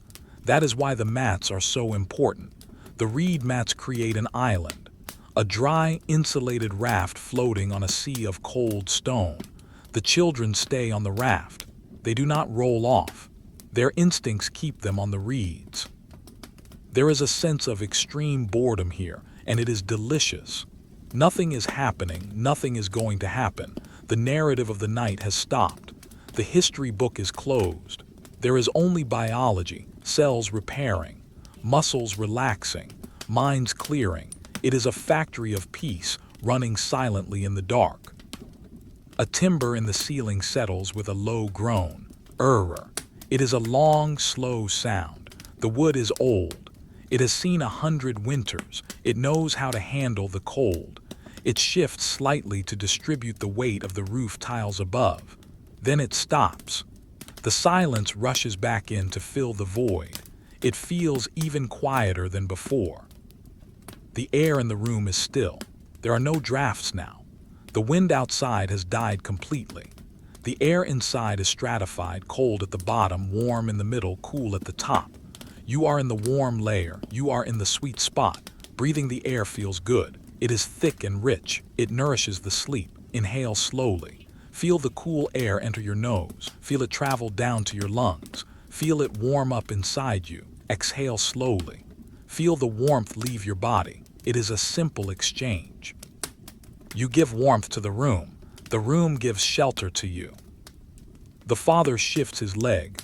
The rustle of the straw mattress is loud in the silence. Crinkle crunch. The sound is dry and crisp. He settles again. The silence returns. It is like a heavy velvet curtain falling back into place. The darkness dissolves the boundaries of the room. You cannot see the corners. You cannot see the ceiling. The room feels infinite. You are floating in a vast, dark space. There are no walls to confine you. There is only the sensation of lying down. Gravity pulls you down. It is a gentle, relentless force. It pulls your shoulders down. It pulls your hips down. It pulls your thoughts down, down into the mattress, down into the floor, down into the earth. The city outside is a ghost town. The moonlight is still hidden behind the clouds, but the clouds are thinning. A very faint, diffuse gray light is beginning to touch the clouds from above, but it does not reach the streets yet. Down here, it is still the continuum. A stray cat walks along the roof line. Its paws are soft pads. It makes no sound. It is a shadow moving within shadows. It stops to sniff the air. It smells the rain. It moves on. It is a silent witness to the sleeping city. Back inside, the rhythm of breathing continues. It is a choir of sleep. The deep bass of the father, the soft alto of the mother, the high, light soprano of the children. They breathe in different rhythms, drifting in and out of sync. Sometimes they all inhale together, a collective intake of life. Then they exhale separately. It is a chaotic, beautiful music. It is the sound of survival. The water jug in the corner is sweating. A droplet runs down its side. It moves slowly. It leaves a wet trail on the clay. It reaches the bottom. It stops. It does not fall. It just hangs there, suspended, waiting. Everything is waiting. The feeling of safety is absolute. The door is barred. The window is shuttered. The walls are thick. There is no email to check. There is no news to read. There is no alarm clock set. There is only the sun, and the sun is hours away. You are free, free to do nothing, free to be boring. The heavy wool of the blanket feels rough against the skin of your hand. Focus on that texture. It is scratchy, but in a good way. It feels real. It is not synthetic. It is organic. It was once on a sheep grazing in the hills. Now it is here keeping you warm. It is a connection to the land. Rub your thumb against the wool. Scritch. It is a tiny sound. Do it again. Scritch. It is soothing. It anchors you in the physical world. The darkness is not scary. It is a blanket for the eyes. Your eyes have been working all day, looking at things, focusing, straining. Now they can stop. The darkness bathes them in rest. The optic nerve relaxes. The brain stops processing images. It creates a void, a peaceful black void. You can rest in that void. The mind begins to wander aimlessly. It thinks of a stone, a smooth gray river stone. It holds that image for a while, just a stone. Then it fades. It thinks of a tree, an olive tree with twisted branches, just a tree. Then it fades. These are not thoughts. They are just drifting images, debris of the mind floating away in the river of sleep. The cold air touches the tip of your nose. It is the only part of you that is exposed. It feels clean. It wakes up the senses just enough to make you appreciate the warmth of the bed. You bury your nose in the pillow to warm it up. The pillow smells of dried lavender and straw. It is a dusty, floral scent. It smells like summer, preserved in the winter night. The silence is so deep now that it feels like underwater. The pressure of the silence is comforting. It holds you together. It prevents you from scattering. You are whole. You are one thing, a sleeper. The father's hand twitches again, a reflex, then stillness. He is a statue of a man carved from marble wrapped in wool, immovable, permanent. We are drifting towards the very end of the deep night. The fourth watch is slowly, agonizingly slowly, moving towards its conclusion, but there is no sign of it yet. To the observer, this night could last forever, and that would be fine. There is nothing better to do than this, just lying here, warm, safe, boring. The sound of a drop of water falling from the eaves outside has returned. Just one drop, plip. It hits a puddle on the balcony. It is a tiny clock. The next drop will not come for a long time. Wait for it. Breathe in. Breathe out. Breathe in. Breathe out. Plip. There it is. The world is still turning, but very slowly. The atmosphere in the room is thick with carbon dioxide and warmth. It acts like a natural sedative. It makes the limbs feel heavy like lead. You could not lift your arm if you tried.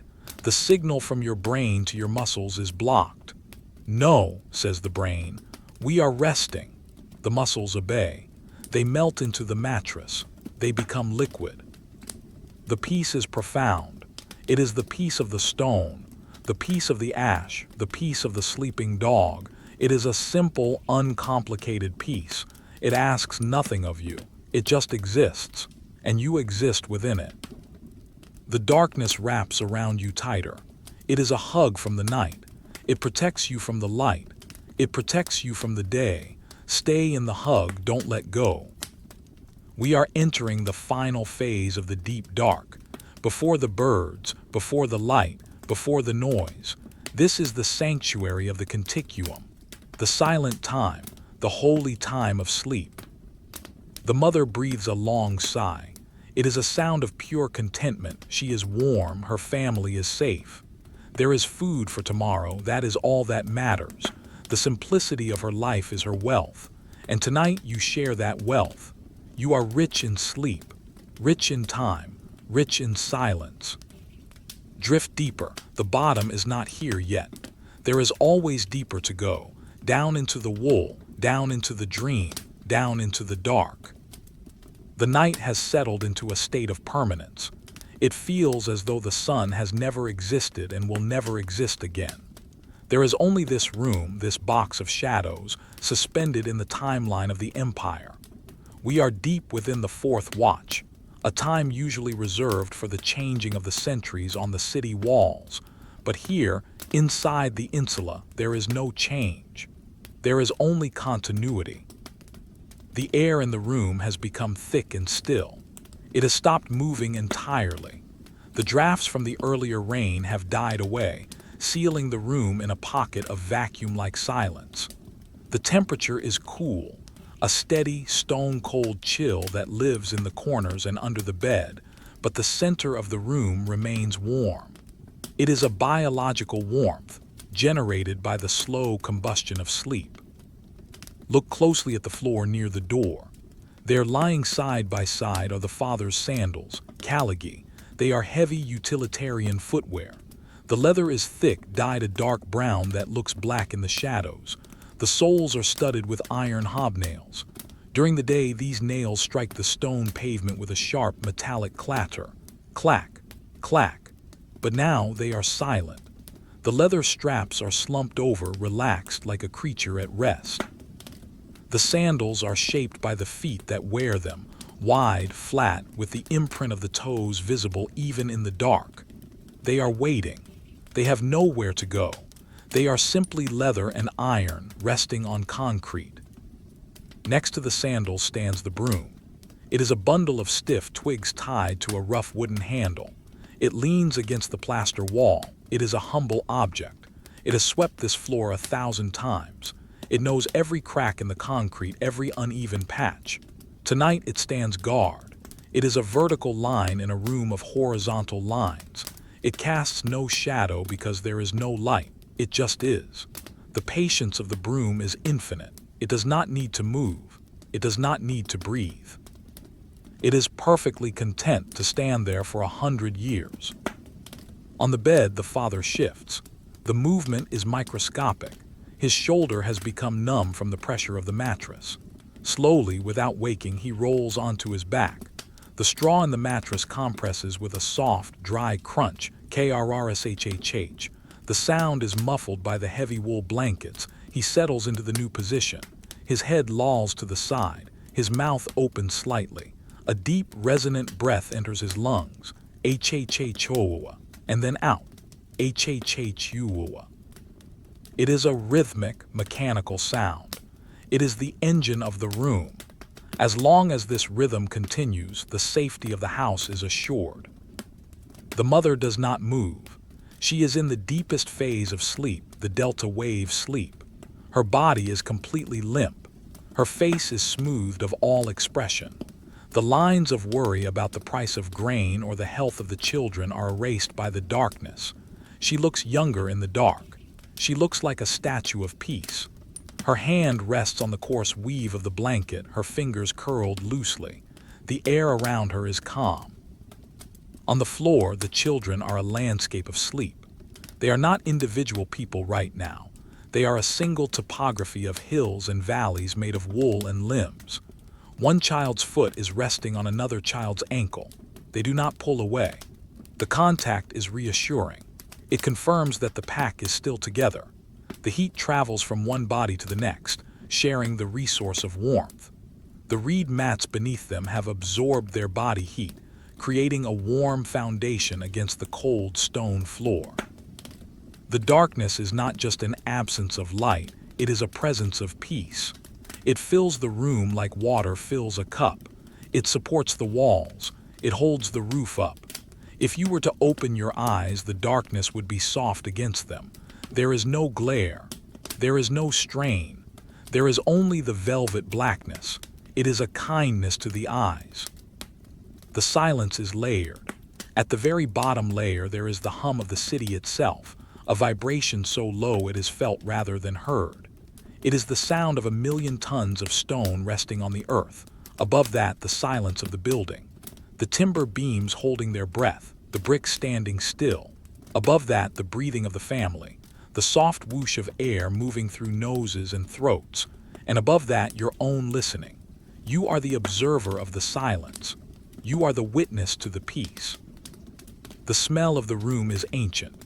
It is the smell of Rome, not the Rome of marble and incense, but the Rome of the people. It smells of dried sweat, of old wood, of cured leather, of grain, of lamp oil. It is a dense human smell. It is not unpleasant.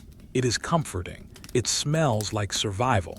It tells you that life has persisted here for generations, and it will persist for generations more. A tiny insect, perhaps a beetle, walks across the floor near the wall. Tick, tick, tick. Its legs are hair-thin. The sound is almost imaginary. It stops. It feels the vibration of the father's snore. It changes course. Tick, tick. It disappears into a crack in the plaster. It has its own business. It is part of the night ecosystem. It does not disturb the sleepers. Outside, the clouds are beginning to break very slowly. A single star appears high above the city. It is faint, struggling against the mist. Its light travels millions of miles to reach the roof of this insula. It touches the wet tiles. It does not reach the street. It is a secret light only for the rooftops. The wind has stopped completely. The air is stagnant. The banner on a distant temple hangs limp. The trees on the Aventine Hill are motionless. The entire world has paused. In the room, the feeling of heaviness grows. The gravity seems to be increasing. The blankets feel heavier. They press down with a gentle, insistent weight. The eyelids are too heavy to lift. The thoughts are too heavy to carry. You drop the thoughts. You let them fall onto the floor. They dissolve into the shadows. Now there is nothing left to think about. There is only the sensation of lying down. The texture of the mattress is worth noticing. It is a sack of linen filled with straw. It is not flat. It has lumps and hollows. The body navigates these hills and valleys, finding the comfortable path. Over time, the straw breaks down, becoming softer, dustier. This mattress has been used for years. It has molded itself to the shape of the parents. It knows them. It cradles them. When the father turns, the mattress remembers his shape. The breathing of the youngest child hitches for a moment. A tiny cough. Then silence. The mother stirs instinctively, even in her deep sleep. Her hand moves, pats the air, finds the child's head who has rolled near the edge of the bed frame. She strokes the hair once. Shhh. The child settles. The mother's hand drops back. The rhythm resumes. The interruption was a ripple in a pond, vanishing instantly. The cold of the stone floor is penetrating. If you placed your hand on the concrete, it would feel like ice. This cold is the enemy. The room is a fortress against it. The walls, the door, the shutters, they are the shields. The brazier now cold, the blankets, the bodies, they are the fire. It is a silent war between the cold and the warm, and tonight the warm is winning. Time is barely moving. If there were a water clock in the room, the drops would be falling so slowly you would think it had stopped. Drip. Drip. This slow time is healing time. The brain is washing itself. The muscles are knitting themselves back together. The fatigue of the day is being drained away, drop by drop, into the dark. The father's hand hangs off the bed again. The fingers are thick, the nails short and broken. These are hands that built the empire. They have lifted stone, carried wood, held a gladius, held a child. Now they are doing the most important thing of all, resting. They are completely useless right now, and that is beautiful. There is no utility in sleep. There is only being. The darkness softens the edges of everything. The sharp corner of the wooden chest is blurred. The rough texture of the wall is smoothed out. The world is less harsh in the dark. It is forgiving. You are forgiven for being tired. You are forgiven for doing nothing. You are allowed to just be here. The sound of the neighbors snoring through the wall has stopped. Perhaps he has turned over. Now the silence is even deeper. It is a vacuum. It pulls you in. It pulls you down towards the center of the earth. You feel grounded, solid, heavy, real. The woolen blanket scratches your chin slightly. It is a reminder of the physical world. Scritch.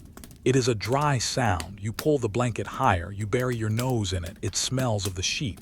It smells of the lanolin. It keeps the damp out. It is a primitive comfort. 10,000 years ago, your ancestors slept under wool like this.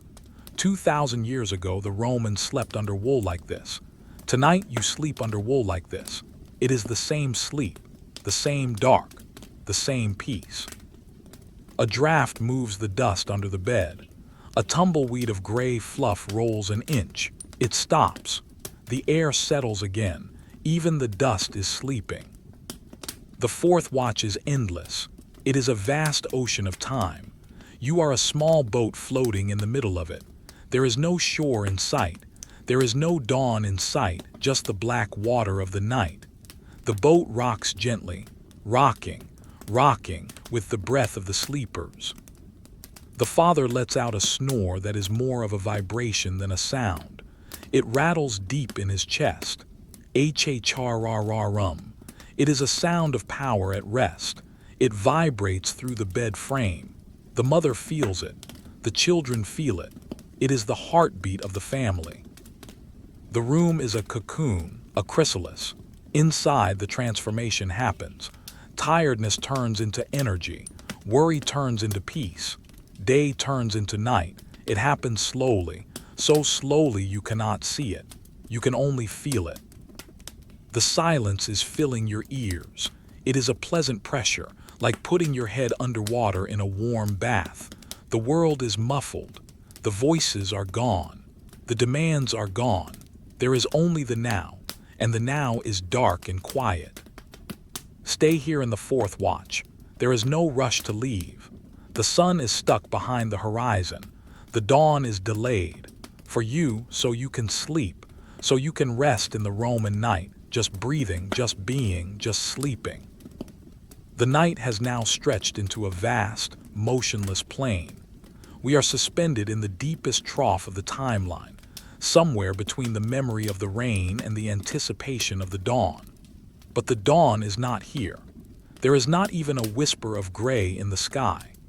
There is only the charcoal black of the Roman night, pressing against the city with a weight that feels geological. The room is a sealed vessel. The air inside has been breathed and rebreathed, warmed and cooled, settled and stilled. It has a thickness to it, a density that you can almost taste. It tastes of rest. It tastes of the pause between heartbeats. The frantic energy of the marketplace, the shouting of the forum, the marching of the legions, all of that has been filtered out, leaving only this pure, concentrated extract of silence. The temperature in the room has reached its nadir. The stone walls, soaked by the earlier rain and chilled by the night wind, are radiating a quiet coldness. It is a clean, preservationist cold. It keeps the air fresh. It keeps the sleep deep. If you were to stand in the center of the room now without the protection of the wool, you would shiver. But the family does not shiver. They are master architects of their own comfort. They have built a fortress of heat in the corner, constructed of straw, wood, wool, and bodies. Focus on the father's face in the darkness. It is turned towards the ceiling, though he sees nothing. His mouth is slightly open, the jaw completely slack. Gravity pulls the soft tissues of his face downward, erasing the frown lines, smoothing the furrows of his brow. In sleep, he is not a laborer, he is not a citizen, he is simply a man-shaped volume of peace. His beard, coarse and dark, rests against the linen tunic. The fabric rises and falls. Rise, fall, rise, fall. It is the only clock that matters. The silence is so profound that it begins to have a texture. It feels like fine sand, filling the room, covering the floor, burying the noise of the world. It creates a cushion around the sleepers. If a sound tried to enter this room, a shout from the street, a bark from a dog, it would be suffocated instantly by this heavy, granular silence. On the small wooden table, the loaf of bread sits in the dark. It is hard and crusty. It is wrapped in a rough cloth. It is a silent promise of survival. It does not need to be eaten now. It waits. Next to it, the knife lies on its side. Cold iron, still. Dangerous in the hand, but harmless in the dark. The objects have lost their function. They have become abstract shapes, merging with the shadows. The mother shifts beneath the heavy covers. She is dreaming of the river. In her dream, the Tiber is slow and green, moving without sound. She floats on the water. The sensation of floating in the dream matches the sensation of floating in the bed. Her body is weightless. The mattress holds her up, but she feels no pressure points. She is suspended in the void of comfort. A draft thin as a knife blade slides under the door. It travels across the concrete floor. It is invisible, but it carries the scent of the wet courtyard. It smells of damp earth and moss. It reaches the sleeping mat of the children. It touches the ear of the youngest boy. He twitches. His hand comes up instinctively and pulls the wool blanket over his ear. He does not wake. The defense mechanisms of sleep are perfect. They protect the dreamer without disturbing the dream. The darkness is absolute. It is a relief to the eyes. In the modern world, there is always a light, a standby lead, a street lamp, a clock. But here in the ancient city, the dark is total. It resets the brain. It tells the pineal gland that it is time to stop. It is a biological command: shut down, and the body obeys. The heart rate drops to 50 beats per minute. Thump, thump, thump. The blood moves slowly, like thick oil, nourishing the muscles, repairing the wear and tear of the cobblestones. Imagine the weight of the wool blanket on your own legs. It is not a light, fluffy weight. It is a heavy, pressing weight. It pins you to the mattress. It restricts your movement, and this restriction is a form of freedom. You are free from the need to move. You are held in place by the night. The wool is rough but warm. The straw is scratchy but soft. The stone is cold but solid. The contrasts create the perfect environment for hibernation. The fourth watch is the time of the second sleep. The Romans sometimes woke up briefly in the middle of the night, whispered a few words, and then fell back into a deeper, sweeter sleep until morning. This is that second sleep. It is the sleep of pure indulgence. The body has recovered from the initial exhaustion. Now it is just enjoying the rest. A timber in the wall cracks. Tock. It is a sharp, dry sound. It echoes for a fraction of a second, then vanishes. The room absorbs it. The silence closes back over the wound, healing it instantly. Nothing can break this spell. The water jug in the corner has stopped sweating. The temperature of the water inside has equalized with the air outside. It is in perfect equilibrium. The room is a system in balance. No energy is being lost. No energy is being gained. Everything is static. This boredom is a luxury.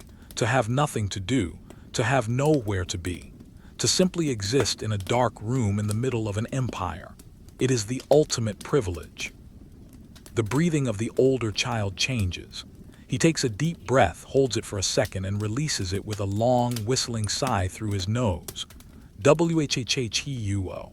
It is the sound of a pressure valve releasing. He rolls over, his arm flopping onto the stone floor. The cold of the concrete shocks his hand. Within seconds, the hand recoils, finding its way back to the warmth of the mat, back to the pile of brothers and sisters. The pack reforms. The heat is preserved. You can feel the density of the shadows. They are huddled in the corners of the room like living things. They are waiting for the sun to chase them away, but they know the sun is far off. They have hours left to rule this space. The shadows hide the cracks in the plaster. They hide the dust on the floor. They hide the poverty and the weariness. In the dark, the room is perfect. The father's snoring has stopped. He has moved into a quieter phase of sleep. Now there is only the soft hiss of air moving in and out. It is a white noise, continuous, steady, boring. It acts as a metronome for your own breathing. Inhale. Exhale. Sync your breath with the Roman sleeper. Become part of the room. The smell of the room is now dominated by the scent of cooling stone. It is a mineral smell, like the inside of a cave. It feels safe. Caves are safe. They protect you from the predators and the storms.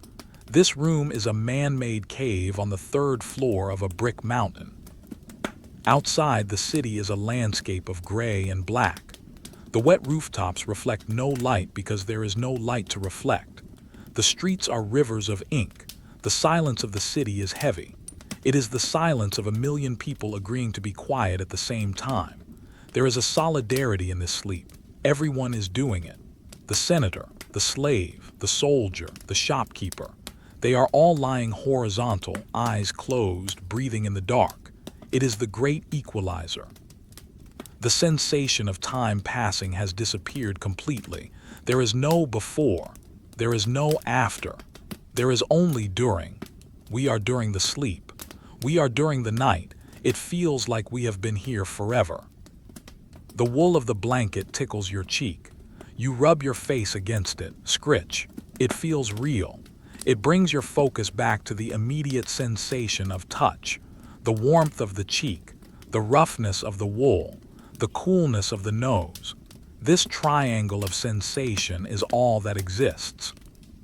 The mind tries to think of a thought. It tries to think of the market tomorrow, but the thought is too heavy. It slips out of the mind's grasp. It falls away. The mind tries to think of the emperor, but the emperor is just a word. It has no meaning in the dark. The word dissolves. Now the mind is empty, clean, blank, dark. A mouse moves behind the skirting board. Scratch, scratch.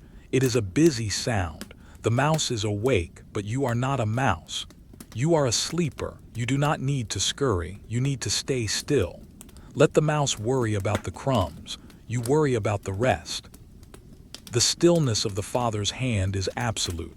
It has not moved for an hour. It is a sculpture of a hand. The relaxed fingers, the curved palm. It is waiting for the morning to become a tool again. But for now, it is art. The air in the room is heavy with sleep. It acts like a blanket for the lungs. It slows the breathing down, deep, slow, rhythmic. The air enters the body, bringing the coolness of the night. The air leaves the body, taking away the heat of the day. It is a slow, rhythmic exchange. We are drifting further into the void. The fourth watch is a tunnel. We are deep inside the tunnel. The entrance is miles behind us. The exit is miles ahead. There is no light at either end, just the dark, warm, comfortable middle. The feeling of safety is overwhelming. Nothing can hurt you here. The world has stopped. The problems have stopped. The noise has stopped. There is only the stone and the wool and the breath.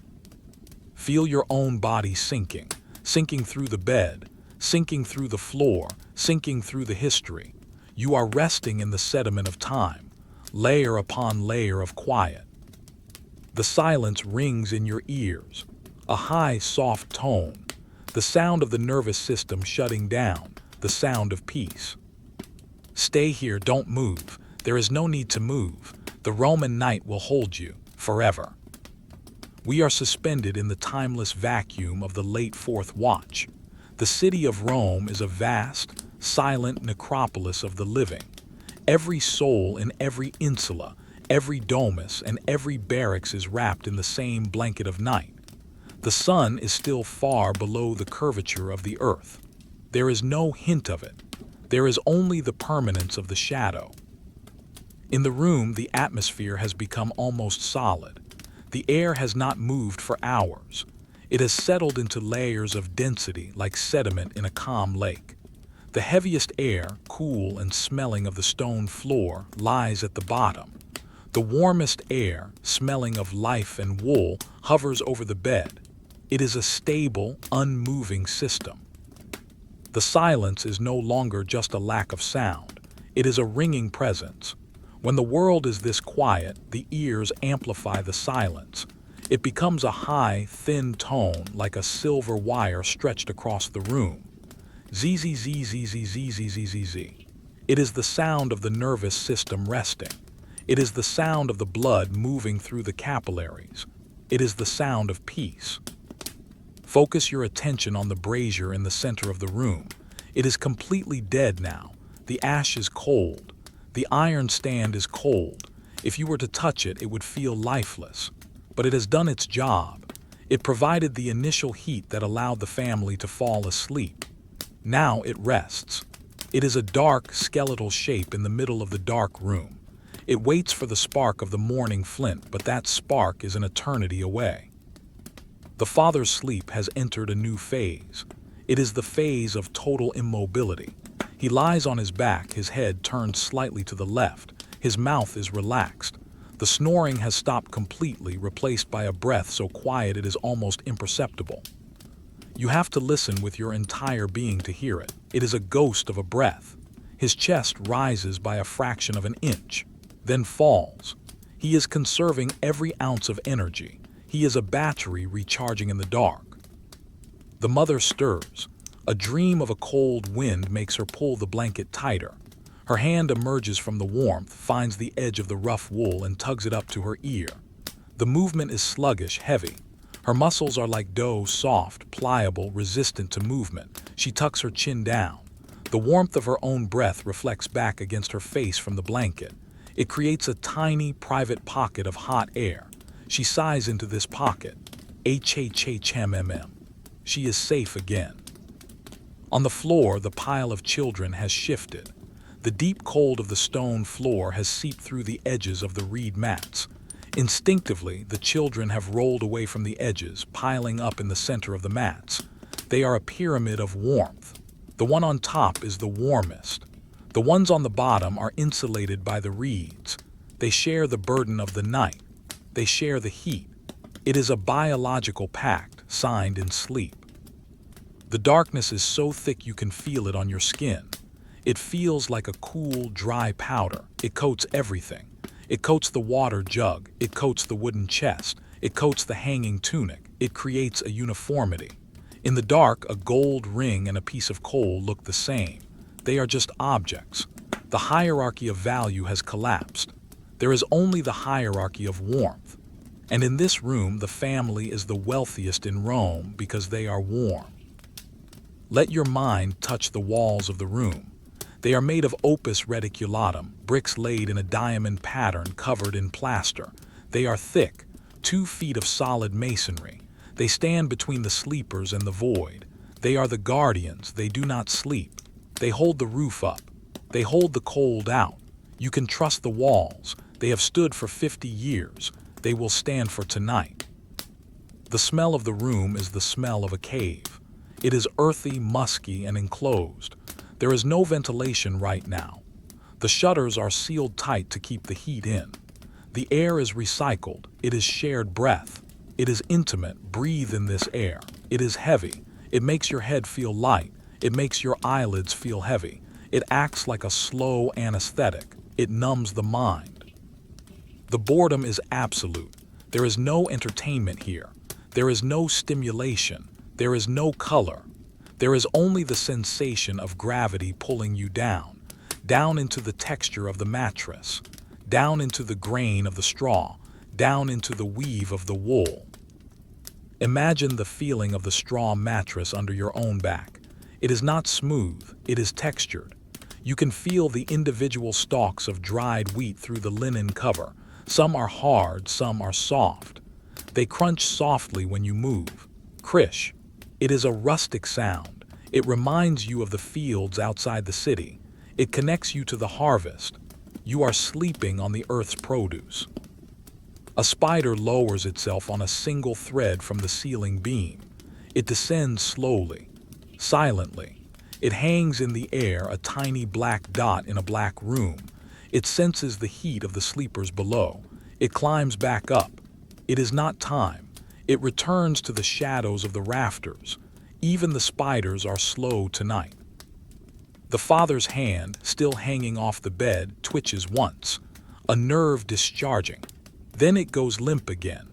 The fingernails brush the cold concrete. The contrast between the warm blood in the finger and the cold stone of the floor is the only drama in the room, and it is a silent drama. The silence expands. It pushes against the ears. It is a heavy, blanketed silence. It covers the thoughts. Hush, it says, hush. There is nothing to think about. The Roman Empire is on pause. The laws are on pause. The wars are on pause. The hunger is on pause. There is only the metabolic miracle of sleep. The water in the jug sits perfectly still. Not a ripple. It waits for the morning thirst. But the thirst is not here yet. The throats are dry, but the bodies are asleep. The water waits. Patience. Everything here is made of patience. The wool of the blanket is heavy on your chest. Feel the weight. 5 pounds of wool. It presses the air out of your lungs gently. It forces you to breathe slowly. You have to push against the weight to inhale, and then you just let go to exhale. The blanket does the work for you. Inhale, push, exhale, collapse, inhale, push, exhale, collapse. It is a mechanical assistance to relaxation. The room feels small, but not claustrophobic. It feels cozy, like a burrow, a fox in its hole, a bear in its den, a Roman in his room. It is the same feeling, the feeling of being hidden from the predator. The predator is the cold. The predator is the exhaustion, and you are hiding from it successfully. The fourth watch drags on. It is the longest hour. It is the hour when the soul is most loosely attached to the body. The sleepers are drifting far away. They are visiting places that do not exist. They are floating in the ether, but their bodies remain here, anchored by the stone, anchored by the gravity. The floor is a landscape of cold. The mats are islands of warmth. The bed is a continent of heat. You are on the continent, safe in the center, surrounded by the ocean of the room. A tiny piece of plaster flakes off the wall in the far corner. It falls, tick. It hits the floor. It is a microscopic event. No one hears it. It settles into the dust. It becomes part of the history of the room. The room is aging slowly along with the sleepers. It is a natural process. There is nothing to fix. Let it fall. The darkness is soft. It is not sharp. It blurs the boundaries of your body. Where does your skin end? Where does the air begin? In the dark, you cannot tell. You are melting into the room. You are expanding to fill the space. You are the room. The mother breathes out a long, slow sigh. H-H-H-H-H-H-ha. It is the sound of total surrender. She has given up all control. She trusts the night completely. She trusts the roof. She trusts the lock on the door. She lets go. You can let go too. There is nothing you need to hold on to. Your hands are empty. Your mind is empty. The night is full of quiet, full of shadow, full of rest. The silence is a liquid. It pours into your ears. It fills your head. It washes away the words. It washes away the names. It washes away the numbers. There is no math in the dark. There is no language in the dark, only sensation. Warm, cold, soft, hard, heavy, still. The father's foot moves under the blanket. He rubs his heel against the mattress. Scratch, scratch. It is a self-soothing motion. Then he stops. He is deep, deep down, in the place where there are no emperors, in the place where there are no taxes, in the place where there is only sleep. The air is getting colder. The night is reaching its maximum intensity. This is the freeze before the dawn, but the dawn is not coming yet. We are frozen in the dark, like an insect in amber, perfectly preserved, perfectly still, perfectly boring. Stay here in the box of stone, in the nest of wool. The world is 1,000,000 miles away. You are here, and here is enough. The breathing continues. Whoosh, whoosh. It is the only truth. The rest is just noise. This is the signal. Tune into the signal. Follow it down, down, down. We are now deep within the final stretch of the night, a time the Romans might have called the intempesta nox, the untime of the night, when no work can be done. The darkness has sat in this room for so long that it feels permanent. It has soaked into the plaster of the walls, into the wood of the beams, and into the very weave of the blankets. The room has become a capsule of shadow, drifting through the vacuum of the early morning. The stillness is no longer just a lack of movement, it is a physical weight. The air in the room presses against the eardrums with a soft, persistent pressure. It is the pressure of 1,000 tons of stone surrounding this small pocket of life. The insula is a mountain of brick, and this room is a small cave deep inside it. You are safe in the cave. You are hidden from the sky. You are hidden from the street. You are hidden from the empire. The air quality has changed again. It has become heavier, richer. It is saturated with the carbon dioxide of the sleepers, a warm, drowsy gas that encourages deep hibernation. The room breathes like a slow, stone lung. It holds the air, warms it, and releases it infinitesimally slowly through the cracks in the shutters. The exchange is microscopic. For all intents and purposes, the air here is timeless. It is the same air that was here an hour ago. It is stale, but in a comforting, familiar way. It smells of the pack. Focus on the father. He lies like a fallen monument. His chest is a broad arch under the blanket. His breathing has become so slow that you find yourself waiting for the next inhalation. Wait for it.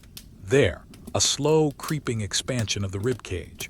The wool blanket rises by a fraction of an inch. It is a tectonic movement, then the collapse. The air leaves him in a long, silent stream. He is not dreaming of wheat fields anymore. He is not dreaming at all. He is in the void. His mind is a blank slate, washed clean by the hours of darkness. The mother has not moved. She is a statue of trust. She trusts the warmth of the bed completely. Her body has melted into the mattress. The straw has conformed to her shape so perfectly that she is cradled in a custom mold. If she were to stand up now, her impression would remain in the bed, a ghost of her sleeping form. But she will not stand up.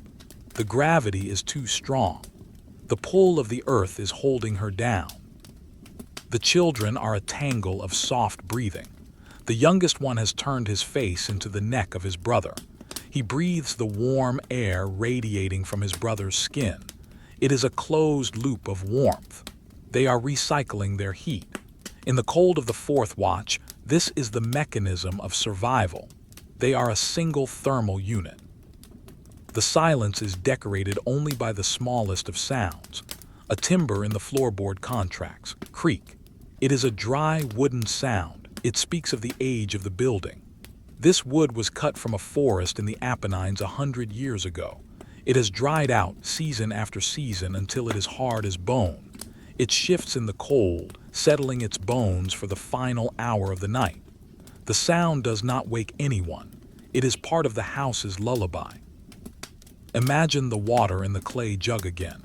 It is sitting in the dark corner. It is perfectly still. Not a single molecule is out of place. It is cold, clear, and heavy. It anchors the room. If the room were a ship at sea, the water jug would be the ballast. It keeps everything steady. The clay of the jug is porous. It breathes the moisture of the water out into the air, adding a tiny bit of humidity to the dry cold. The darkness seems to have mass. It fills the space between the floor and the ceiling like a dark fluid. You are submerged in it. It supports you. It buoys you up. You float in the dark, weightless and free. There is no visual input to process. No colors, no shapes, no movement. The visual cortex of the brain has shut down. It is offline. This lack of stimulation is the ultimate luxury. The brain needs this emptiness. It craves the boredom. The father's beard brushes against the linen pillowcase. Scritch. He turns his head an inch to the right. Scritch. The sound is magnified by the silence. It sounds like dry grass rustling in a field. Then he stops. He has found the perfect spot. The silence rushes back in, filling the void instantly. The cold of the stone floor is aggressive now. It is the coldest part of the night. The heat of yesterday is a distant memory. The stone is hungry for warmth. It tries to steal it from the air, from the furniture, but the bed is impregnable. The layers of wool and straw are a fortress. The cold washes against the side of the bed like waves against a cliff, but it cannot enter. Inside the fortress, it is summer. Outside, it is winter. The contrast makes the sleep deeper. A faint sound comes from the street below. Scuff, scuff. It is the sound of soft shoes on stone. Someone is moving, perhaps a baker, heading to the ovens to start the day's bread. He is hours early. He walks alone in the dark. Scuff, scuff. The sound approaches the building. It passes underneath the window. It continues down the street. It fades away. Scuff. Silence. The walker is gone. He has vanished into the labyrinth of the city. He does not concern you. You do not have to bake the bread. You only have to sleep. The realization that someone else is awake makes your own sleep feel even more precious. You are the privileged one. You are the one who gets to stay in the warm wool. You snuggle deeper into the mattress. You pull the blanket up to your nose. You claim the night for yourself. The sensation of heaviness in your limbs is profound. Your legs feel like marble columns. They are solid, heavy, and unmoving. Your arms feel like lead weights. They are sunk deep into the bed. Your head is a boulder resting in the sand. You could not lift your head if you wanted to. The muscles of the neck have dissolved. There is only the support of the pillow. The smell of the room is consistent. It is the smell of a closed space in an ancient city. It smells of limestone, of old timber, of wool, and of the faint, sweet scent of human rest. It is a biological smell. It is the smell of safety. It tells your primitive brain that you are in the nest and the rest of the pack is here. The boredom is a thick blanket. It covers your mind. There are no sharp thoughts. There are no worries. There are only vague, soft impressions. An impression of warmth, an impression of gray, an impression of soft fabric. These impressions drift by like clouds. You watch them go. You do not chase them. Let them go. The brazier in the center of the room is a dark silhouette. It looks like a small volcano that has gone extinct. The ash inside is gray and fine as flour. It sits in a perfect cone. It is a monument to the heat that was. Now it is just cold dust. It waits for the morning hand to clean it out. But the morning hand is asleep. The hand is limp. The dust is safe. A draft finds a new path through the shutters. It creates a tiny eddy of air near the ceiling. It spins slowly, invisible in the dark. It touches a cobweb in the rafter. The cobweb sways, sway, back and forth. The spider sleeping in the web rides the motion. It does not wake. It is used to the breath of the house. The draft dies down. The web hangs still. The father's breathing hitches. A small snort. He swallows. The rhythm resets. Inhale 2, 3, 4. Exhale 2, 3, 4. It is a slow count. Slower than a marching pace. Slower than a heartbeat. It is the pace of geology. The pace of stones eroding. The pace of mountains rising. You are moving at that pace now. The wool blanket feels rough on your fingertips.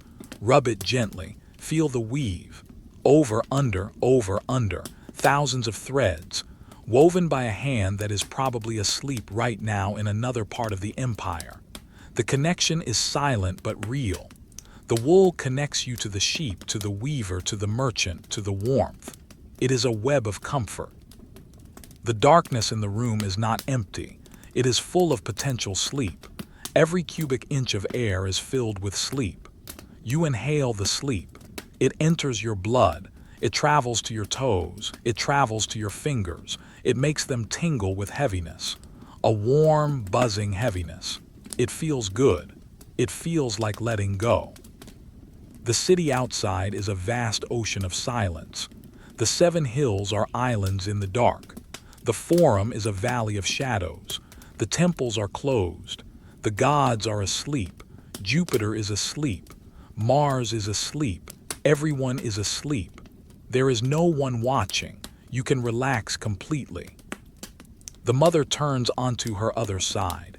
The movement is slow and fluid like a seal turning in water. The blankets slide over her shoulder. Rustle. She does not wake. She is navigating the landscape of the bed with her eyes closed. She finds a new position. She settles. The breathing resumes. The continuity is unbroken. The stillness of the objects in the room is commanding. The broom stands at attention. The tunic hangs limp. The chest sits square and heavy. They demand nothing. They are the perfect companions for insomnia. They do not judge, they just wait. You can borrow their stillness. Be like the broom, just stand or lie there. Do nothing. The dawn is theoretically approaching, but there is no sign of it. The sky is still pitch black. The stars, if they are there, are hidden by the roof. There is no light to mark the passage of time. There is only the feeling of endurance. The night endures. The sleep endures. The silence endures.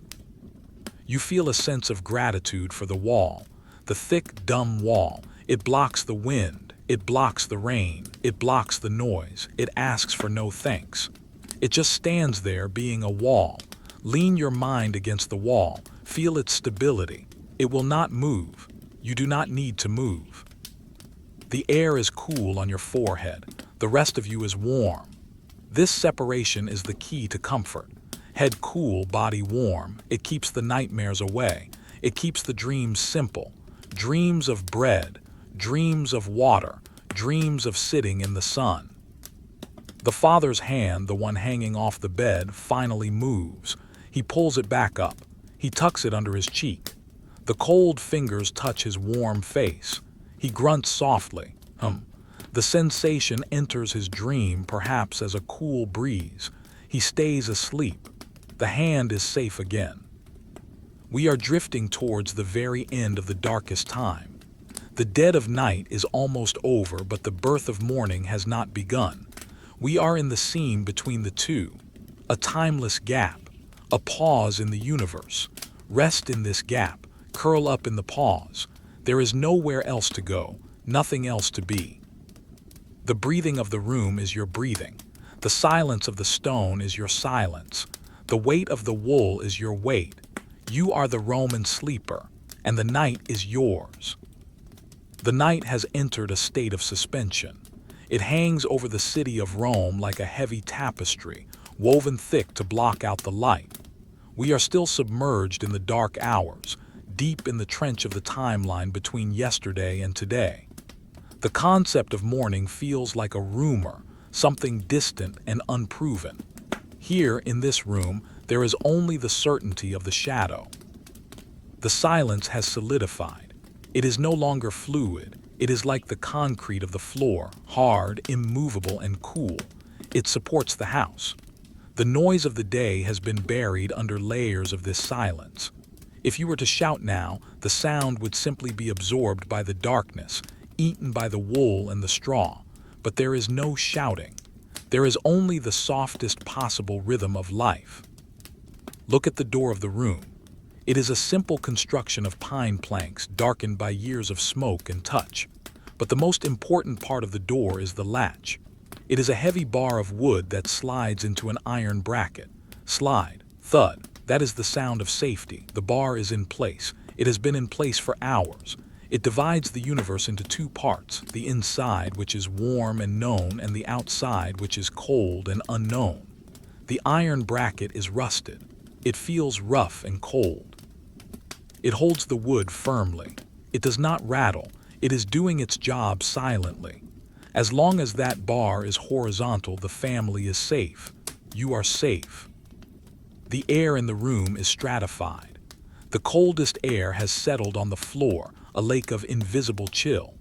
The warmest air is trapped under the vaulted ceiling, hovering among the rafters.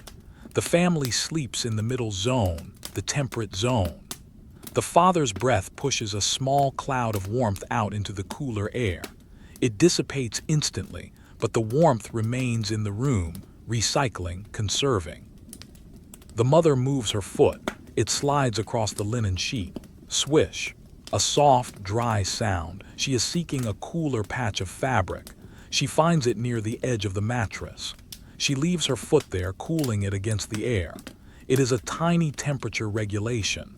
Her body knows what to do. She does not wake. She simply adjusts and sinks back down.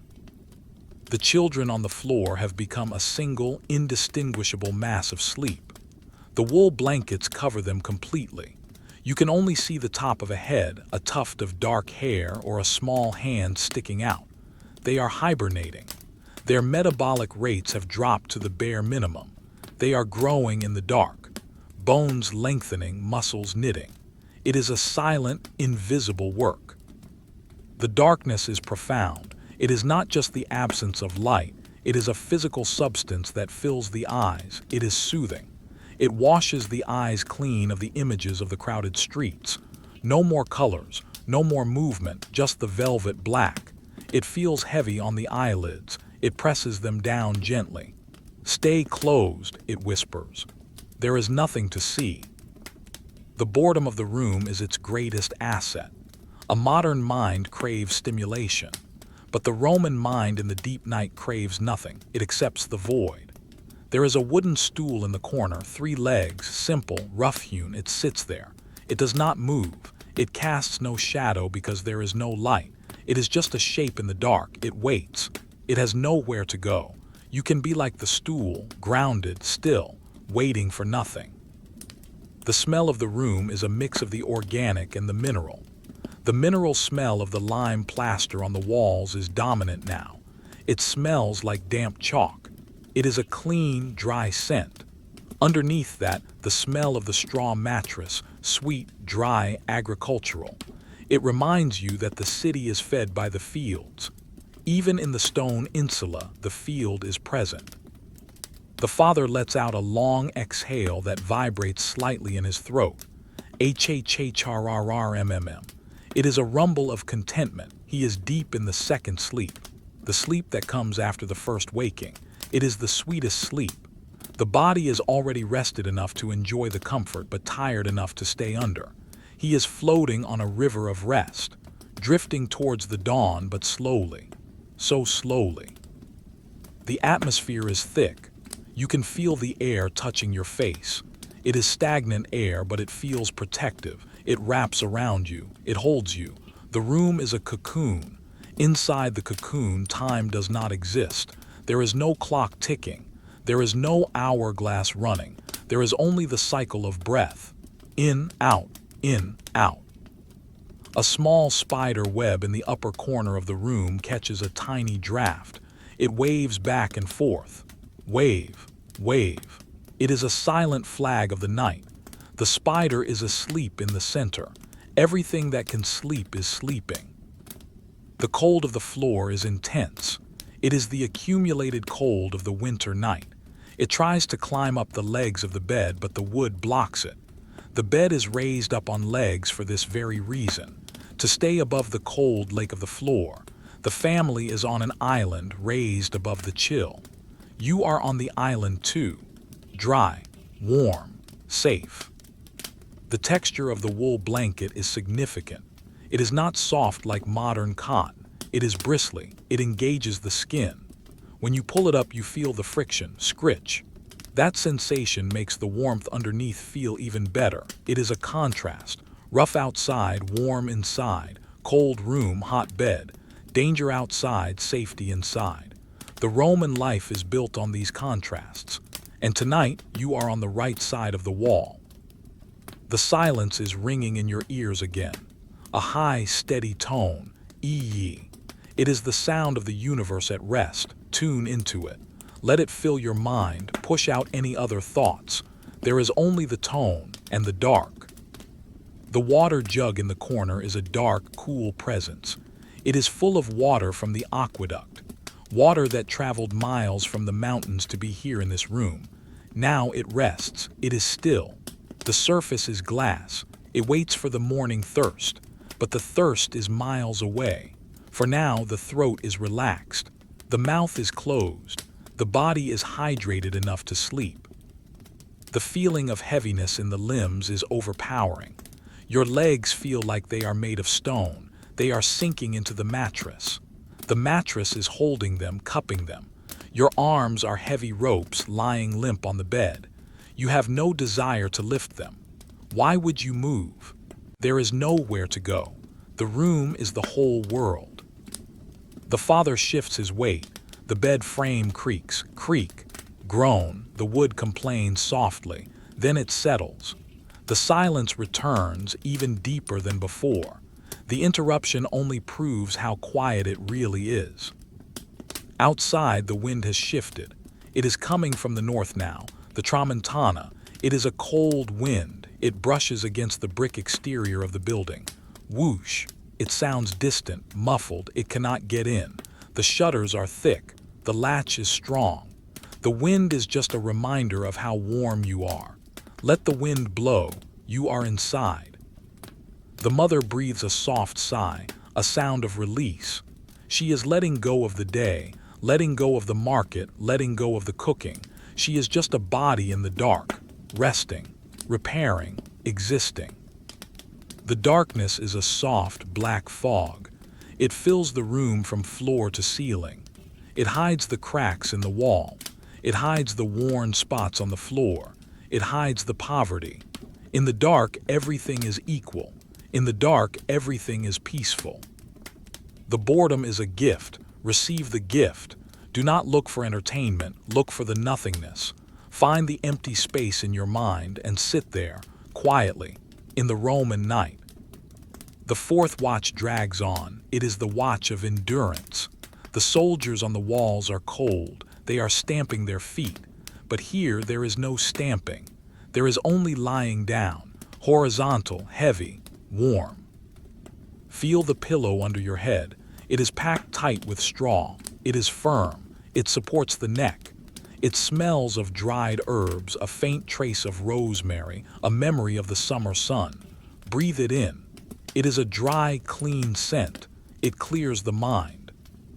The silence is a heavy blanket. It covers you. It tucks you in. It weighs you down. You are safe under the silence. Nothing can reach you. You are invisible in the dark. The Father's hand is open. The palm faces the ceiling. It is a gesture of surrender. He is not grasping anything. He is not holding anything. He is empty-handed. And because he is empty-handed, he is free to sleep. You can be empty-handed too. Put down your worries. Put down your plans. Leave them on the floor with the cold air. Keep only the warmth. The room is drifting, like a boat on a calm sea at night. No stars, no moon, just the black water and the boat, drifting, drifting, drifting. The stillness is absolute. Not a mouse stirs, not a timber cracks. For a long moment the world stops completely. This is the center of the night. The heart of the silence. Be in the heart. Be the silence. The night has thickened. It has become a physical weight that fills the room, pressing against the walls, the floor, and the sleepers. We are deep in the final stretch of the Quarta Vigilia, the fourth watch. This is the hour of the wolf, but there are no wolves here. There is only the stone city, sleeping under a blanket of wet, heavy air. The silence is absolute. It has a density to it like water deep in the ocean. The pressure of the silence holds everything in place. The broom against the wall cannot fall. The tunic on the peg cannot sway. The silence holds them rigid. It is a museum of the mundane, preserved in the dark. The air in the room is motionless. It has stopped circulating. It hangs in suspended animation. It is cool near the floor where the cold from the concrete seeps up. It is warm near the bed where the heat of the family generates a microclimate of survival. You are in the warm zone. You are protected from the chill. Focus on the breathing of the Father. It has become so slow that it seems to stop entirely between breaths. Inhale. Exhale. It is a rhythm of deep conservation. His body is repairing the micro-tears in his muscles from lifting amphorae or carrying stones. It is knitting together the fibers. It is a silent biological factory working in the dark. He is not a person right now. He is a vessel of life recharging. The mother lies perfectly still. Her arm is draped over the side of the bed, her fingers just inches from the wall. If she reached out, she would feel the rough, cold plaster. But she does not reach out. She stays in the warmth. Her dreams are formless and gray. They are not stories, they are just feelings. A feeling of floating, a feeling of warmth, a feeling of rest. The children on the floor are a landscape of wool. The blanket rises and falls with their collective breath. It looks like a slow tide on a dark sea. They are deep in the delta sleep, the dreamless sleep. Their minds are blank slates. The lessons of the day, how to write on a wax tablet, how to dodge a cart in the street, are being filed away in the library of the brain. But the library is closed. The lights are out. There is only silence. The darkness is not empty. It is filled with the presence of the room. You can feel the furniture in the dark. You know the wooden chest is there at the foot of the bed. It is solid, heavy, filled with the few tunics the family owns. It anchors the room. It is a dark cube in a dark room. It waits. The smell of the room is the smell of time. It smells of old wood that has absorbed the smoke of 1,000 cooking fires. It smells of the lime in the mortar between the bricks. It smells of the wool blankets, a scent of animal, of earth, of oil. It is a grounding smell. It tells you that you are human and you are home. A tiny flake of soot falls from the ceiling. It drifts down through the stagnant air. It falls in slow motion. It lands on the floor. Silence. It adds a microscopic layer to the dust of the room. The room is slowly accumulating the history of its inhabitants, one speck of dust at a time. It is a slow geological process, and you are part of it. The sensation of the bed is one of envelopment. The straw mattress has a valley in the center where the parents sleep. They have rolled into this valley. They are held there by gravity and soft linen. It is a nest. You are in the nest. The sides of the mattress rise up around you, blocking out the drafts. You are buried in comfort. The cold of the floor is a constant presence. It is the ocean of ice surrounding the island of the bed. If you were to step out of bed, your feet would cramp with the cold. But you do not have to step out. You can stay on the island. The contrast makes the warmth feel sweeter. The knowledge of the cold makes the heat a treasure. The father's hand twitches. A finger curls, then straightens. It is a tiny movement, then stillness returns. The hand is heavy. It rests on the mattress like a stone. It has no work to do. It holds no hammer. It holds no coin. It holds only the sheet. The silence rings in your ears. HMMMMMMM. It is a low, steady hum. It is the sound of the blood rushing in your veins. It is the sound of your own existence. Listen to it. It is consistent. It is reliable. It lulls you deeper. The water jug in the corner sits in the shadows. It is a curve of black against a background of black. It contains the cool water of the aqueduct. It is waiting for the morning, but the morning is miles away. For now, the water is just mass. It is heavy and still. It adds to the stability of the room. The wooden shutters on the window are barred tight. The wood is warped from years of rain and sun. There are tiny gaps where the wood does not meet the stone. Through these gaps, the night air whispers. Shhhhh. It is a faint sound. It cannot get in. The bar holds. The room is a fortress. The feeling of boredom is profound. There is nothing to look at, nothing to read, nothing to fix. The mind searches for a problem to solve but finds none. It spins its wheels in the dark. Then it slows down and stops. The wheel stops turning. The mind goes blank. It is a relief to be empty, to be dark, to be still. The mother sighs in her sleep. A long, shuddering breath. Hhhhhh. She settles deeper into the pillow. The pillow crunches softly. Krish. The sound is dry like autumn leaves. It is a natural sound. It belongs in the room. The darkness wraps around you like a second skin. It covers your eyes. It covers your hands. It hides you. You are invisible.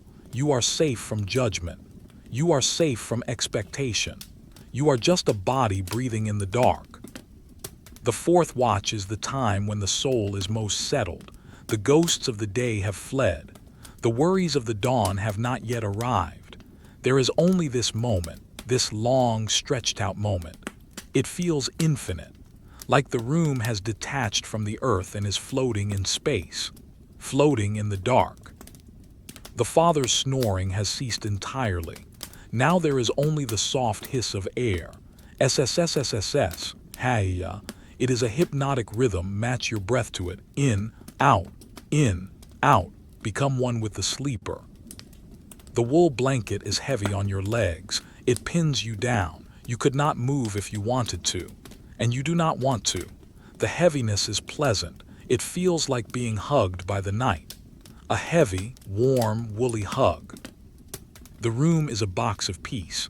The walls are thick. The door is locked. The world is outside. You are inside. That is all that matters. A mouse scratches behind the wall. Scritch, scratch. It is busy, but you are not busy. You are resting. Let the mouse work, you sleep. The air is cool on your nose. The rest of you is warm. This is the perfect balance. The cool air keeps the head clear. The warm bed keeps the body soft. You are floating between the two. The silence deepens. It feels like the room is sinking into the earth, sinking into the past. You are traveling backwards in time, to a time before noise, to a time before light, to the original dark. The father's foot rubs against the mother's ankle. It is a tiny contact. It confirms the connection. They are together in the void. They are not alone, and neither are you. The water in the jug is still. The broom is still. The air is still. The dust is still. Everything has stopped. The universe has paused just for you so you can sleep. The darkness is soft velvet. Rub your cheek against the pillow. Feel the texture. It is real. It is here. It is now.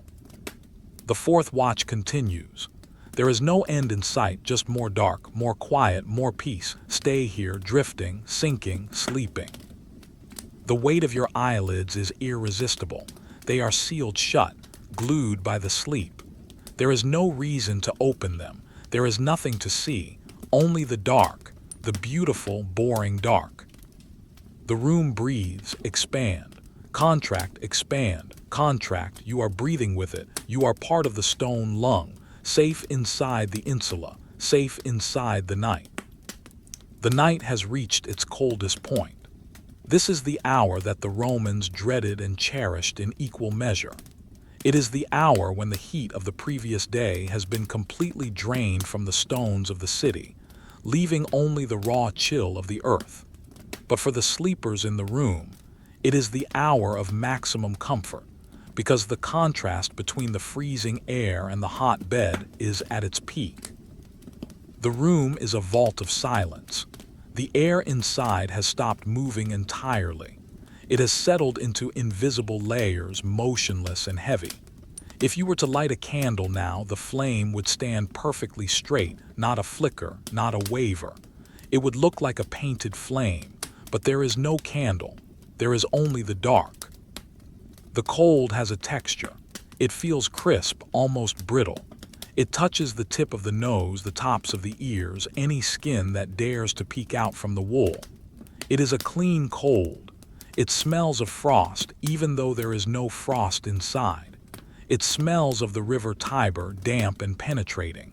It seeks the warmth, pressing against the blankets, testing the defenses of the bed. But the defenses hold. The lattice, the heavy wool blanket, is a masterful shield. It traps the body heat, recycling it, folding it back upon the sleepers. Under the blanket, the temperature is tropical. It is humid, smelling of sleep and skin. The parents are essentially in a steam bath of their own making, while their faces are in the winter air.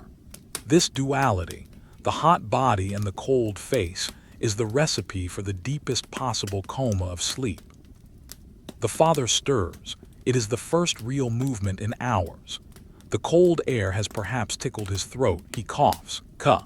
It is a dry, short sound. He swallows. He does not open his eyes. His brain checks the light levels through his eyelids. It registers black.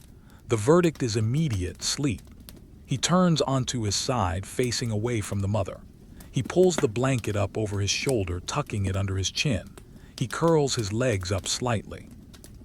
He is creating a smaller surface area, conserving heat. He lets out a long, groaning sigh. H-H-H-Chuog. The sound vibrates through the mattress. It is the sound of a man who is grateful to not be working. The mother fills the space he left. She rolls into the warmth where he just was. The mattress there is preheated. She sighs too, a softer sound. She is drifting on a raft of straw. Her dreams are simple flashes of color, the brown of a lentil, the white of flour, the gray of stone. There is no narrative, just texture. The darkness is heavy. It feels like soil. You are buried in the darkness. It is a comforting burial. You are hidden from the tax collector. You are hidden from the landlord. You are hidden from the sun. You are safe underground, even though you are 3 stories up. The silence is interrupted by a sound from the street miles away. Creak. Rumble. A heavy cart is moving on the Via Appia, bringing produce into the city for the morning market. It is a distant, rolling thunder. It does not disturb the peace, it emphasizes it. It reminds you that the city is a machine that never fully stops, but you have stopped. You are the exception. You are the stillness in the center of the turning wheel. Focus on the texture of the plaster wall near the bed. It is cold. It radiates a chill that you can feel from inches away. If you touched it, your hand would leave a warm print that would fade in seconds. The wall is indifferent. It stands there, holding up the roof, holding out the wind. It is a silent partner in this night. The broom in the corner is a shadow. It looks like a person standing very still, but it is just twigs and wood. It is resting. The dust on the floor is resting. The soot on the ceiling is resting. There is a great solidarity of objects. Everything is agreeing to do nothing. The children are a pile of dormant energy. They are completely limp. If you lifted an arm of the youngest child, it would flop back down instantly. Their muscles are turned off. They are growing. The growth hormones are flowing through their blood in the dark, lengthening their bones, strengthening their hearts. Sleep is their work, and they are working hard. The smell of the room has a metallic tang to it now. It is the smell of the cold stone. It mixes with the smell of the old wood of the bed frame. The wood has a resinous scent, faint but present. It smells like a forest at night, a forest made of brick and timber. The father's breathing changes pitch. It becomes a soft whistle. We, who. It is a rhythmic, high-pitched sound. It is not annoying. It is hypnotic. It is a lullaby for the room. You breathe with him, in, out. You are part of the family now. You are sharing their air. You are sharing their time. The water jug in the corner is the coldest thing in the room. The water inside has chilled to near freezing. It is dense. It sits heavy on the shelf. It is ready to wake up the throat in the morning, but not yet. Now it is just a cold reserve, a battery of hydration. The feeling of boredom is intense, and it is perfect. The mind has absolutely nothing to latch onto. No politics, no wars, no money. There is only the sensation of the wool on your skin, scritch, and the cold on your nose, chill, and the dark in your eyes, black. That is the entire universe. The fourth watch is endless. It stretches out like a dark ocean. You are floating in the middle of it. There is no shore. There is no dawn, just the water, just the dark, drifting, bobbing, sleeping. A rat moves in the ceiling space above. Scuttle, scuttle. It is fast. It stops. It listens. It hears the heavy breathing of the humans below. It knows it is safe to move. Scuttle. It goes about its business. It is part of the house. It is a tenant just like the family. It does not bother you. You are too deep to care. The weight of the blankets feels like a heavy hand pressing you down. Stay, it says. Don't move. Rest. You obey. You sink deeper into the straw. The straw crunches softly. Krish, krish. It molds to your shoulder. It supports your hip. It is a custom-made bed formed by gravity. The air is stale, but in a good way. It is thick with the essence of sleep. It makes your head feel fuzzy. It makes your thoughts slow down until they stop. A thought tries to form, what time is it? But the thought is too heavy. It falls apart before it can be finished. What tea? Gone. Sleep takes over. The silence rings. E-A-E. It is the sound of the void. It is a beautiful, empty sound. It cleans out the ears. It prepares you for the noise of tomorrow by giving you the silence of tonight. The father's hand, tucked under his chin, relaxes. It slides down a few inches. It rests on his chest. It rises and falls with his breath. Up, down, up, down. It is a boat riding the waves of his lungs. The darkness smooths out the room. The sharp corners are gone. The rough edges are gone. Everything is soft. Everything is blurred. You are blurred. Where do you end and the bed begin? It is hard to tell. You are merging with the wool, merging with the night. The feeling of safety is a physical sensation in the gut. The knot of anxiety that lives there during the day has unraveled. There is no tension. The belly is soft. The breath goes deep into the stomach. Inhale, belly rise, exhale, belly fall. This is the breathing of a baby, the breathing of a deep sleeper. You are doing it now. The cold tries to sneak in through a crack in the shutter. It forms a thin line of chilly air. It cuts across the room. It misses the bed. It hits the wooden chest. It cools the wood. The wood contracts. Tick. A tiny sound, the house adjusting to the cold. It is a friendly sound. It means the house is awake, holding the line so you don't have to. The boredom washes over you like a wave. It is a warm, gray wave. It drowns the active mind. There is nothing to figure out. There is nothing to win. There is only lying down and waiting and breathing. The mother makes a small sound, a lip smack. Pa, she is thirsty in her sleep, but not enough to wake. She swallows. She dreams of a fountain. She settles. The thirst waits. The sleep continues.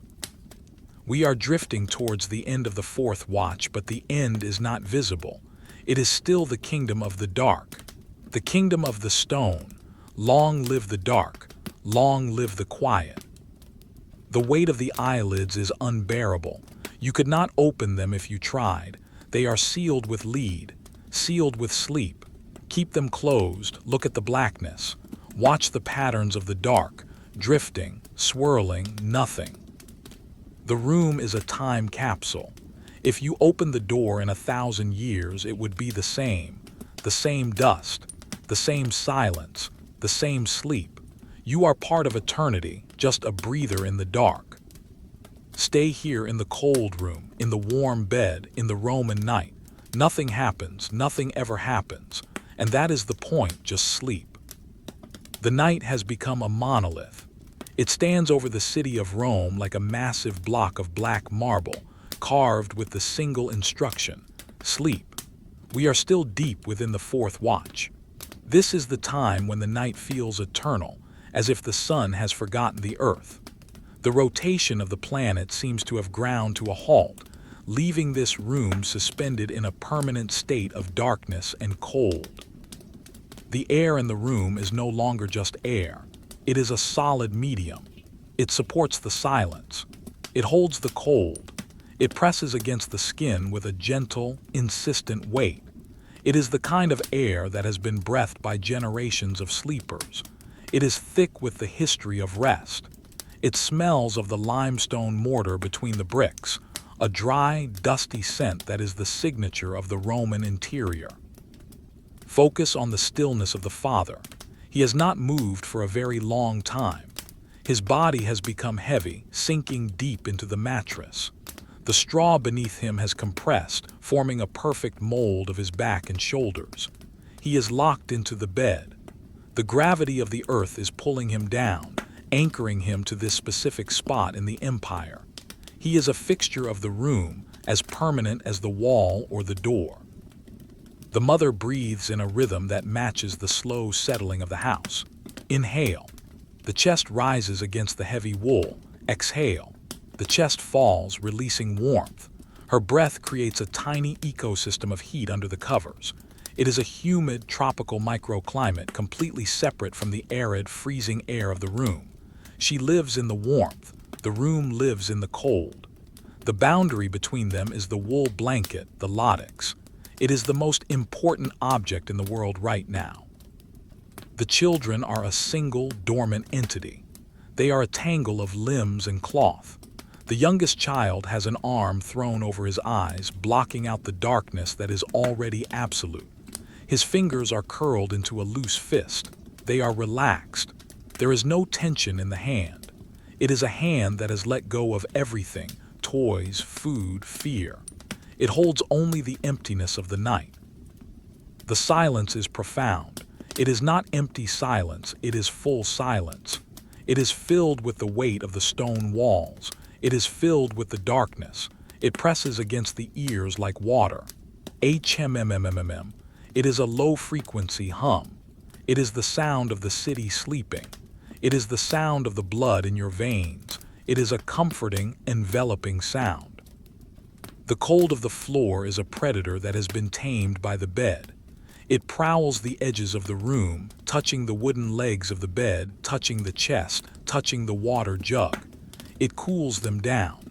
It turns them into objects of ice, but it cannot reach the sleepers. They are high up on their island of straw and wool. They are untouchable. A timber beam in the ceiling gives a low groan, tick. It is the wood contracting in the deepest chill of the night. It is a slow sound. It is not a warning. It is a reassurance.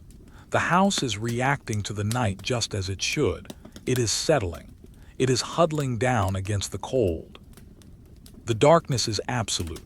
It is a thick black ink that fills the room. It dyes everything black.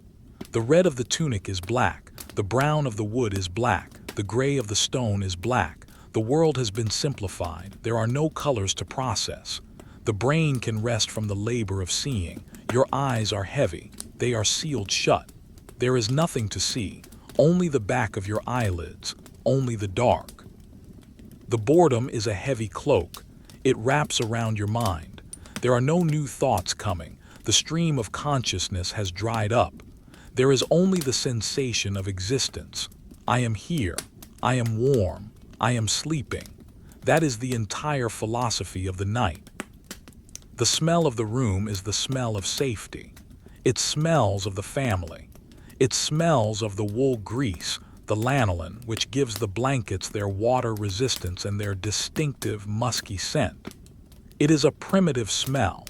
It reminds the deepest part of your brain that you are with your pack, and the cave is sealed.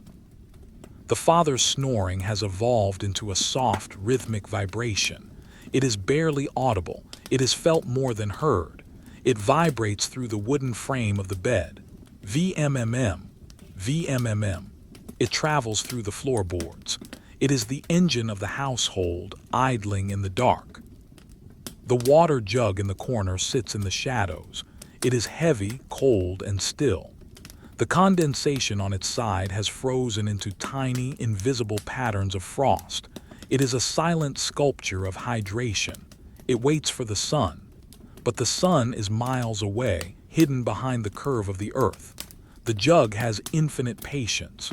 You can borrow that patience. A mouse moves in the straw of the children's mattress. Rustle. It is a tiny sound. The mouse is nesting, seeking the warmth of the humans. It settles. Silence. Even the parasites are sleeping. Everyone is part of the truce of the night. The feeling of heaviness in your limbs is delicious. Your legs feel like lead pipes. They are solid and heavy. Your arms are sunk into the mattress. You could not lift them if you tried. And you do not try. Why would you? There is nothing to reach for. Everything you need is right here. Warmth, air, darkness. The air is stale and thick. It is high in carbon dioxide, which acts as a natural sedative. It slows the brain down. It makes the thoughts fuzzy. Fuzzy thoughts are good thoughts. They have no sharp edges. They cannot hurt you. They just drift by like clouds of smoke. The fourth watch drags on. It is an endurance event, but it is an easy endurance. You just have to lie there. Gravity does the work. The blanket does the work. The stone does the work. You are just the passenger. The silence rings in the ears. Ee. It is a high silver tone. It is the sound of the nervous system cleaning itself. Focus on that tone. Let it fill your head. It pushes out the words. It pushes out the names. It leaves only the peace. The mother moves her hand. It brushes against the rough plaster of the wall, scrape, a dry sound. She pulls her hand back instantly, seeking the softness of the wool. She finds it. She buries her hand in the blanket. She sighs. Cha-cha-cha. She is safe again. The texture of the darkness is velvet. It is soft against the skin. It feels like a physical caress. It calms the face. It smooths the brow. It relaxes the jaw. Let the darkness touch you. It is a gentle healer. The room is a box of stone floating in space. Outside, the universe is cold and empty. Inside, the box is warm and full of breath, full of dreams, full of sleep. The father's foot twitches, a dream of walking on cobblestones. Tap. His heel hits the mattress frame, then silence. The dream fades, the walking stops. He is back in the void. The cold air touches the tip of your nose. It is icy. It wakes up the senses just enough to make you appreciate the warmth of the rest of your body. The contrast is the key. Cold nose, warm toes. This is the recipe for happiness in the Roman night. The boredom is profound. It is a thick gray fog. It covers everything. There is no excitement. There is no drama. There is only the slow, steady beat of the heart. Thump, thump, thump. The dust motes in the air are stationary. They hang in the dark, suspended by the thickness of the atmosphere. They do not dance. They wait. They are waiting for the movement of the morning. But the morning is not here, so they hang. And you hang with them, suspended in the dark. The wool blanket feels heavy on your chest. It presses the air out of you. Whoosh. It forces you to surrender. You cannot fight the weight of the wool. You have to give in. Give in to the bed. Give in to the sleep. The silence deepens. It feels like the room is sinking through the floor, sinking through the earth, down to the center of the world, where it is warm, where it is quiet, where nothing ever happens. The fourth watch is the time of the deep clean. The brain is washing away the toxins of the day. It is a physical process. It requires stillness. It requires darkness. It requires time. You are giving it all of those things. The father breathes out a long, slow whistle. Wee-you. It is a funny sound, but no one is awake to laugh. It is just a sound in the dark. It fades away. The silence rushes back in to fill the gap. The room is a sanctuary, a temple of rest. The gods of this temple are silence and shadow. Worship them by sleeping. Worship them by doing absolutely nothing. The air is cool and dry. It feels good in the lungs. It cools the blood. It slows the fire. You are cooling down, slowing down, shutting down. Stay here in the block of silence, in the frozen time.